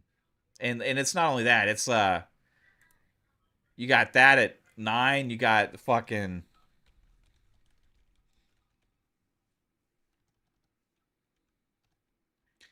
the other consoles, fucking $100 more across the board, right? For the PlayStation, it just sucks, man. Yeah, like why did the Pro go up $150 and everything else went up 100? Like PS5 Pro $899, PS5 digital $599 now, and regular PS5 $649. Like when the Series S was like, was it like $349 or $399 now? I forget what the Series S price is. And then the PS5 digital is like $499, like $100 difference there. Is like, okay, that's hard to make a case for Series S, because like $100 is quite a bit better device. You know what I mean? At that point, um, but not anymore at $599. Series S is best value. Like it's easier sell. How much is a Series S right now? It's hard to keep up because they fucking raise their prices so much. $399. Yeah, so $399 for the Series S standard. So that's $200 difference now. That's a substantial difference. That's like going back to like the price difference around launch, right?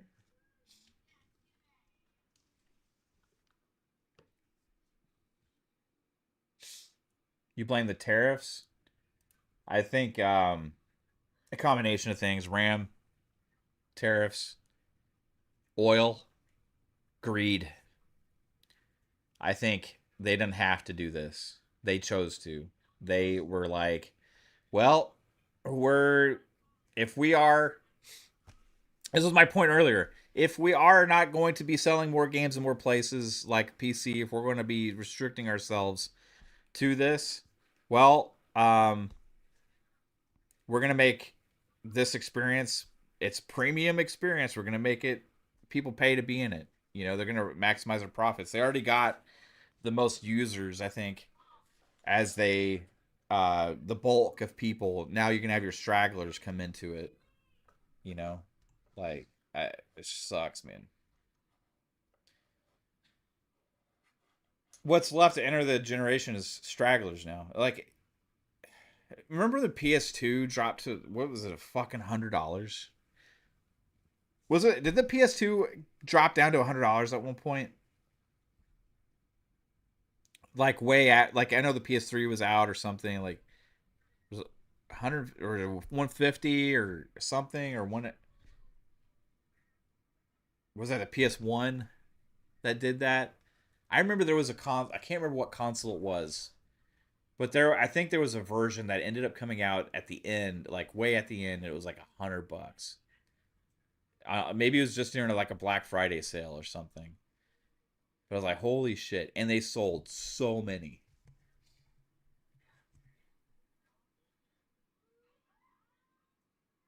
Yeah, I hear you, Fiend. Like it's.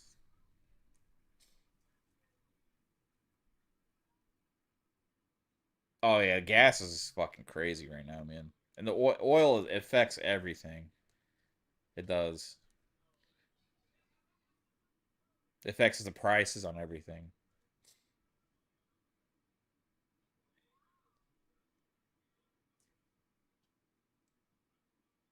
Yeah, it's already happened, sir.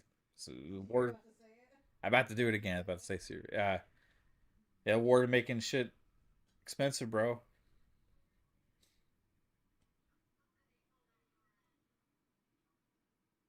I'm just sick of fucking all of these things going on in the world. Having like, can we just like fix all this shit and no more pandemics, no more fucking wars, no more any of this shit. This is like people just fucking be good to each other. You know, like it's fucking so stupid.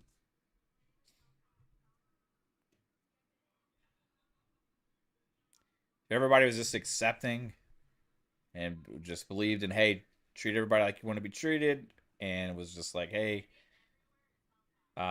respect each other. It'd be a different world, man.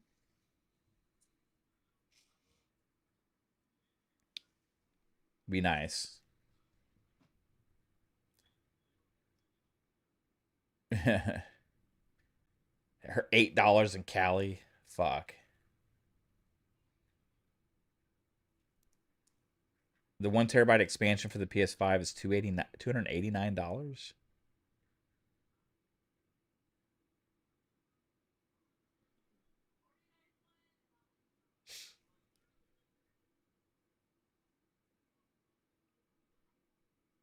Is that for real?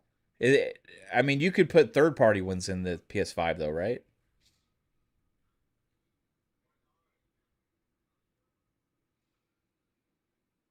Oh, is that because of the fucking the 1 terabyte expansion? How much is that for real? They went up to 289.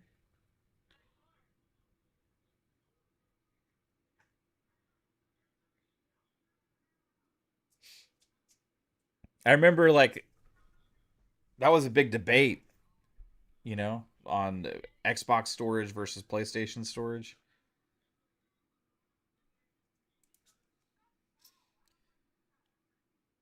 But like PlayStation, you can use like non-official PlayStation ones, right? You can use like third party, just as long as it fits. But I guess all that went up too, right? The Xbox ones go up.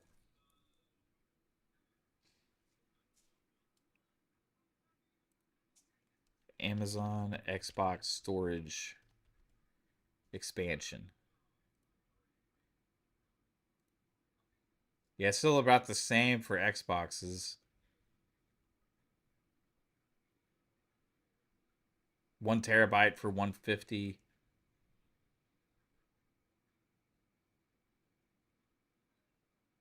Um, 2 terabyte for 279.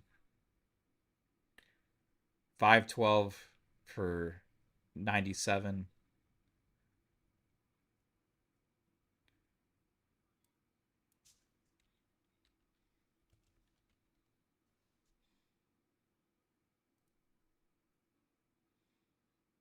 I see a one. I don't know if this one works for a PS5.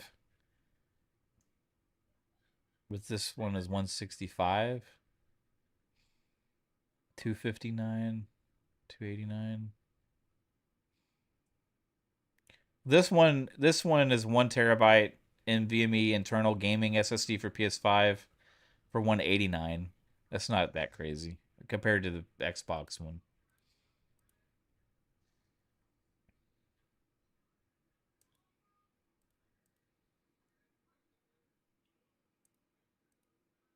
Um, is the chat lagging?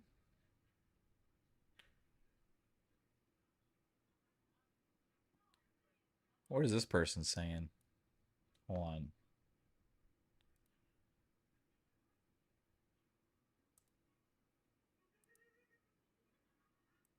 Somebody was just saying lagging. I don't even see that.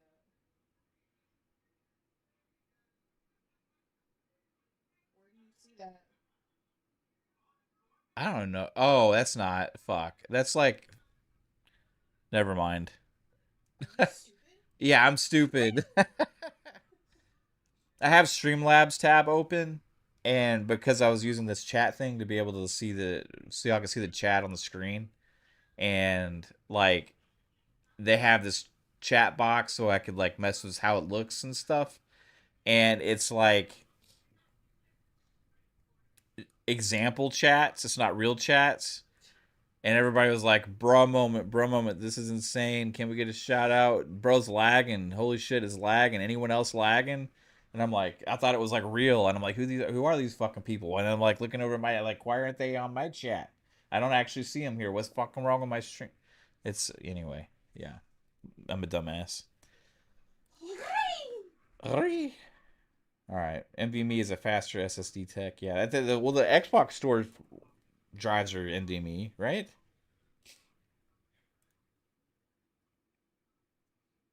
Yeah, from what you're seeing, the Xbox storage cards are not, again are somehow cheaper now. Yeah, it's like reversed again because of the prices going crazy.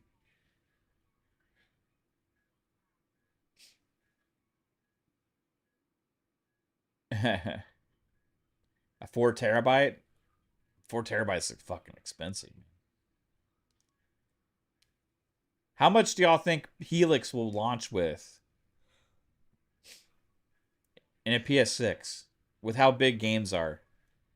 But also, they're all talking about like, hey, they have better compression technology and all this kind of stuff now. Like, do y'all think we'll get more than 1 terabyte, or maybe they'll have multiple options? And will Helix have a proprietary storage expansion like Xbox does now? Because I would say the pro would be we could use our existing ones if we already own them. The con would be, well, then it's going to be the price is going to be dictated on only a couple companies again. You know? But like I would love to be able to use my storage expansion drive that I have now and just be able to plug it into a fucking Helix. Like I wonder if they change that. I think we're only gonna get 1 terabyte because of how expensive it is. Look at PCs now. Most PCs only come with 1 terabyte, even unless you get like mine. I had with 2 terabyte. Like two, like the extra terabyte adds a lot of fucking money when you're even buying a PC. Like you're talking about a couple hundred, like $150 extra, maybe $200 extra sometimes, just for that extra terabyte of storage. I'm thinking it's one. I think we get 1 terabyte, but then they, well, hey, you can expand it. Maybe they have more multiple ways of expanding it. I don't know.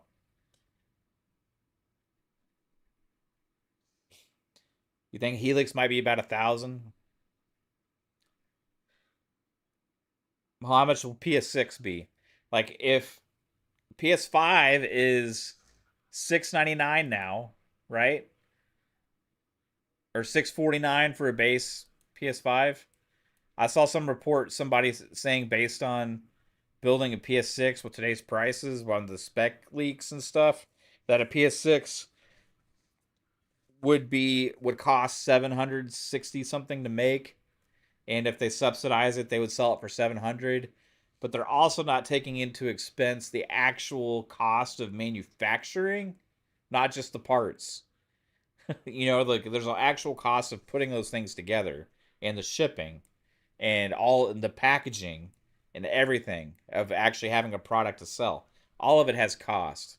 The 769, if that was actually how much it costs for them in parts, like out the door per console, you're probably closer to like 850 or more. I'm just curious, like if you take everything into account, like would they be willing to go down to $700 at that point? I don't even think the pricing that person put out there is accurate though, because like why are they, if that's the case, why are they selling it the PS5 now for 650?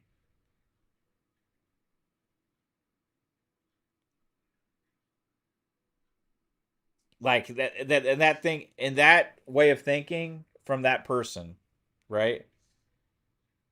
It's that a PS6 only costs $50 more to make than a PS5 for parts. Like that'd be weird.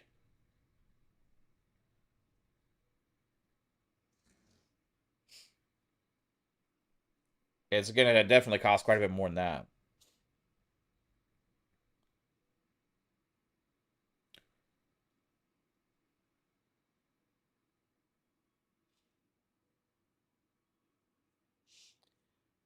Yeah, I think these next gen consoles are gonna be fucking crazy. Didn't Nintendo also just announce a price increase? Or no?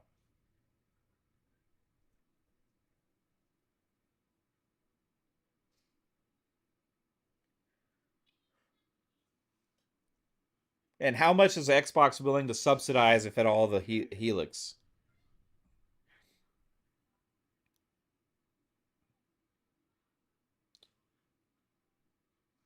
Like, are these companies all done subsidizing the consoles? Like Nintendo doesn't. Nintendo just makes cheaper hardware. Like PlayStation and Xbox traditionally always had, but like I don't think they are. I don't think they are anymore. You know. So like, why maybe just at the initial launch to get people to drive as much sales as possible early on. I don't know if these companies are doing that anymore. I don't know, man. Your friend Dave thinks it might be 1100 PS6 and Xbox 1300.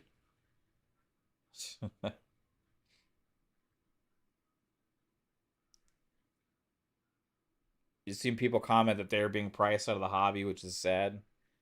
Again, man, this is what we're talking about. Like accessibility and options, bro.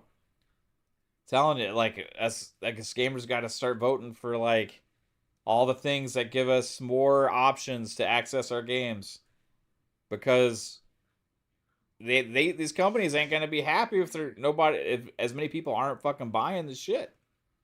Like it's better for them to sell more games if we're having more access to them. We ain't gonna have three $1,000 devices hooked up to our fucking TVs. I mean, come on, you know, like it. Maybe back in the day, if they were like $300 or $400, it's easier to justify having three consoles. But if they're fucking $900, $1,000, you know, and this one is for like a fucking handheld that you can dock $500, like, I mean, you're talking about fucking a lot. And then you talk about the prices of the games, you know, like, man, it's crazy. They want to sell a lot of games, man. You got to fucking have a lot of people that have access to it. What's up, damn good? How's it going? Just to put a few dollars away in a jar starting now.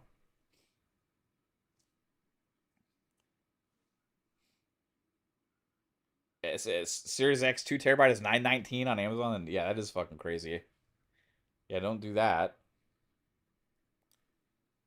PS will make a regular console with some gimmick word to make it sound advanced and sell it at 800.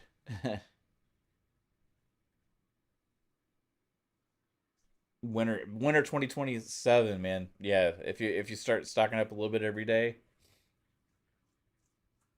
It's hard to stock up money when you fucking I gotta pay shit ton of money for gas when food keeps getting more expensive.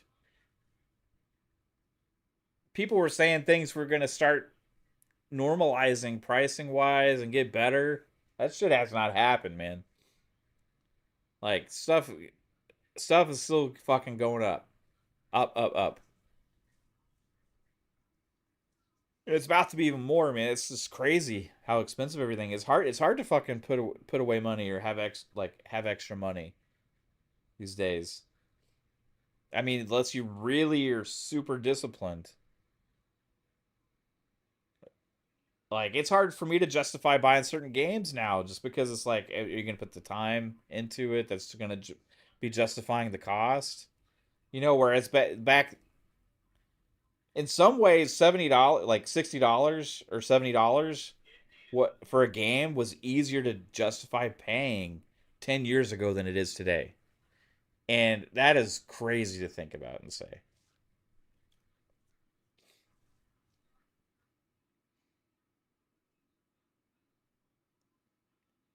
Like 10 years ago, justifying paying for the premium editions of games and buying tons of games at $60, it just seemed easier to justify it. Now it's like, and it's not because of all the other options we have for gaming and all the stuff that people say. It's because of expendable extra entertainment income and stuff like that is being eaten away by necessity shit, right? Like everything that we need to live day by day has gotten so fucking expensive that it's harder for us to justify sometimes the money that we have left to use on these things, right? Like it's that's like a real problem with like the masses, like these companies see this too, you know? Like it's just why it drives me crazy seeing fucking something go up $900 for console, man. Yeah, like car insurances are going up. Everybody's like, if you got a mortgage, your mortgages are going up because fucking homeowners insurance is going up. Um, like I don't know if this is a thing nationally, but around here in Texas, homeowners insurance and property taxes have been going up like crazy the last couple years, and it's causing like mortgages to be higher and all this other kind of stuff because like if you're like on a FHA loan or like a first time home buyer's loan or whatever, and you have, you know, your this is not gaming related, but if you have obviously if you have like your um homeowners tied to your mortgage and all that stuff, your homeowner's insurance, property taxes, all that's tied to your mortgage. You know, these mortgage fucking rates, like your payments are getting a lot higher. Um, car insurance expensive, fucking gas, food. It's nuts, man. And so yeah, it's harder to like where I would buy like 5 games, 6 games a month sometimes back in the day. Like we're just not doing that now. It's like,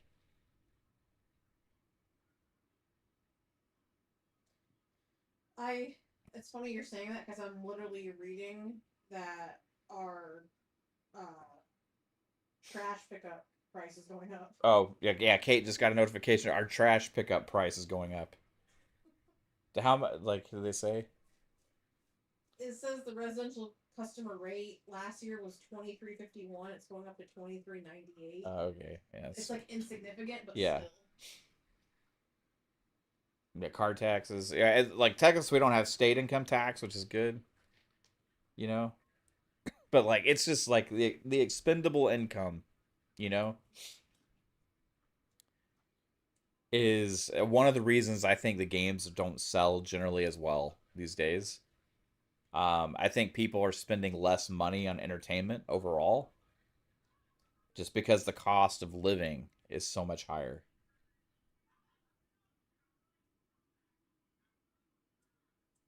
Yeah, trash pickup's going up because gas. Yeah, yeah, it makes sense.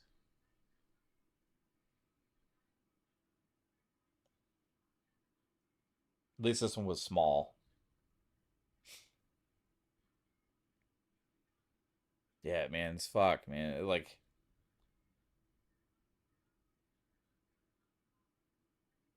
work, work, work, work, work, work, work, work, work, work, work. We gotta fucking bust our asses out here, guys. Fucking gotta bust our asses to be able to afford to play these fucking games. Oh shit! Remember when like who was it when PlayStation said get a second job to afford the PS3? We're all gonna be fucking having second jobs to be able to just afford playing video games soon. Letting your wife do feet finders, it sounds so bad after Yeah, all. we all need to get our wives to do Feet Finder. Elon's talking about buying OnlyFans to shut it down, so that won't be. Yeah, that was Really? somebody like something would happen on Twitter. Somebody was like, because the OnlyFans owner, the guy that Didn't he created it, die? he died. Yeah, Yeah. he was like only 40 something. He died, and so like somebody was like, "Oh, Elon should buy it." He was like, "I don't see why not. How much is it?" I would. Somebody said Eli should buy it to shut it and then shut it down, and then Elon said like, "I don't see why not. How much is it?" Which is like how the Twitter acquisition started. Was just like a social media conversation, and somebody was like, "Elon should buy Twitter." He's like, "I don't see why not. How much is So like maybe Elon's gonna buy OnlyFans. Oh my god. Why take away one of the little joys we have left in the world? Okay, that's funny.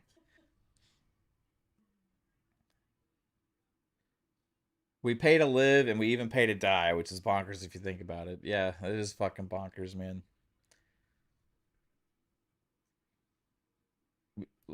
Trayvon says, I'm sure they know this console will be a lot, and that's why I think they're going to bring back the all access program. That program worked for them, so that's always on the table. Yeah, I know, but that's still like that just makes the payments higher. The because if the whole console's more, then the payment will be higher too. But if that helps people get in, that's good, right? Maybe they'll bring that back. I don't know.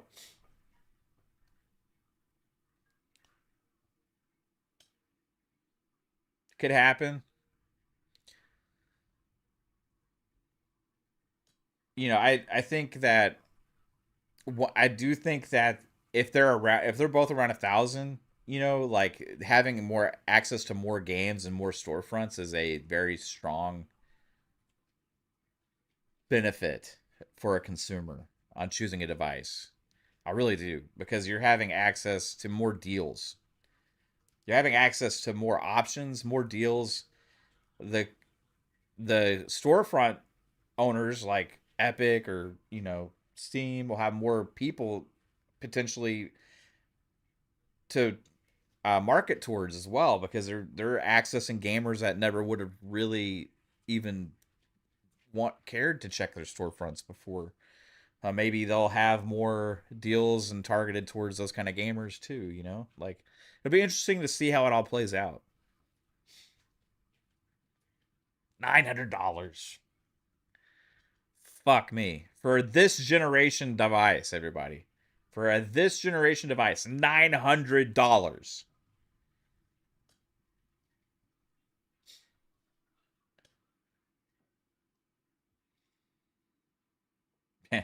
That's a good point, babe.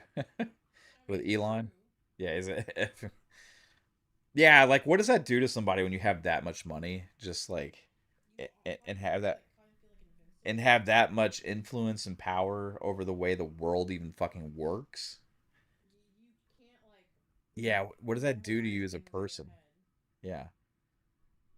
I mean, That's what I'm saying. Like, you would actually like, I would really actually like go to therapy like weekly and shit yeah. to stay normal.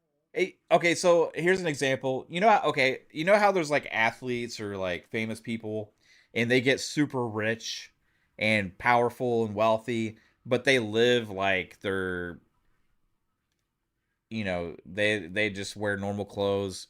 They have a modest house. They drive a modest car. Like Kawhi Leonard, right? Kawhi Leonard, you know, I'm not saying Adam Sandler has a modest like house and stuff. I don't know what his house looks like, but like he goes around like just dressing like a normal person, acting like a normal person. You know what I mean? For the most part, he's always been a goofy motherfucker, but I love that guy. Like those are the kind of people I would think would probably do. But it scares me to think what Kawhi Leonard would be like as a fucking world leader. Thinking, about, yeah. I don't. That'd be crazy, but like, Also, no one should be a world leader just because they yeah, have or money. powerful. But it's like the people that have access to all that, but don't feel like they need it or need to push, like agendas or views on the like. Those are the people I wish like had power. You know what I mean? Like, I'm not saying Kawhi should. I was just saying, like, as an example of like somebody who's like wealthy but doesn't act like it. You know, um, or powerful but like doesn't act like it. They just like. I think the dude drives like a fucking cheap ass car and stuff. Who? Kawhi Leonard. Oh. There's like news around there. I forget about his life and how he just like has like a modest house, modest car, Okay, modest. fuck that, because I would be living it up, but I would also do my best to remain normal. Yeah, it's like man, some of these people have so much power and money, and it's like I wonder what it does to somebody's. But like I know those people, it doesn't do anything to them because they still live like a normal life. You know what I mean? They still live like a normal person. A lot of it has to do like with people around you. Yeah, your influence of people around you for sure. The big three, these firms collectively manage a staggering 25.48 trillion in assets, giving them immense influence over corporate governance, capital allocation, and economic policy. Eek. It's crazy, man. Is this like it's like dystopian, right? Isn't it isn't it like interesting that, all the sci-fi movies we would watch back in the day and stuff like that would portray like a dystopian future was always like this corporate owned future where only a certain amount of people held the wealth in the world and then everybody else was like um living like struggling to survive, you know. And it's still like the image of dystopian sci-fi movies, but it's been kind of the way for a long ass time. What's scary is the real world is actually getting closer and closer to that based on the wealth disparity, right? Like the real world is actually getting closer to all of that dystopian sci-fi shit we saw growing up, you know, and even comes out in movies now. And it's crazy, bro. When people can't afford to live, because the cost of living is so high that, the wealth is only mainly divided between the elite few.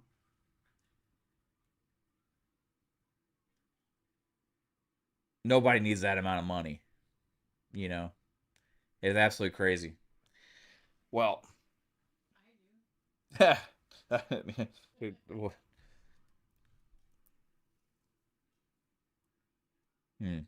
$900, and that's always part of it too. That in those dystopian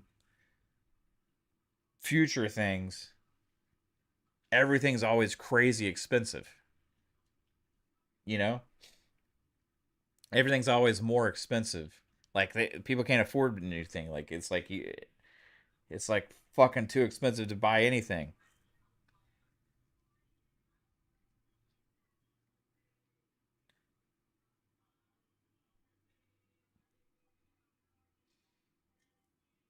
Yeah, it's like getting closer and closer to that. Like I don't know how it gets fixed.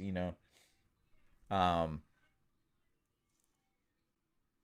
but something needs to happen. Something needs to happen.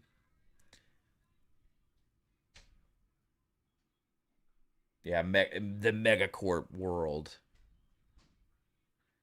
Yeah, the shit was supposed to have flying. Yeah, can we at least get the flying cars out of it though? Right? But yeah, you have like the Back to the Future stuff where you had like the good version of the future and then like the bad version of the future, right? You had the Biff future and then you had the other future. um,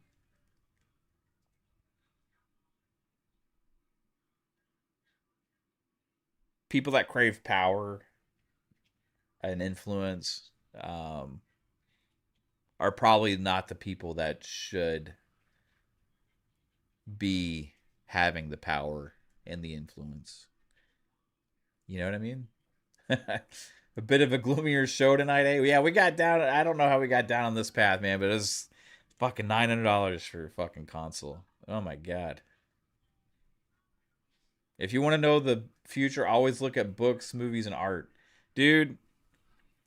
I mean, you're onto something. Video games too, man. Like, there's been shit like in with like political stuff and video games that has actually like come true and stuff. It's like pretty crazy. Um, you look at some of the technology we're seeing and some of the like with the robots and stuff and AI. My mind starts fucking jumping to Judgment Day. Um,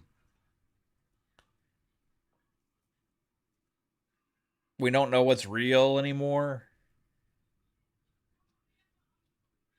Look up the book 1984. Yeah, like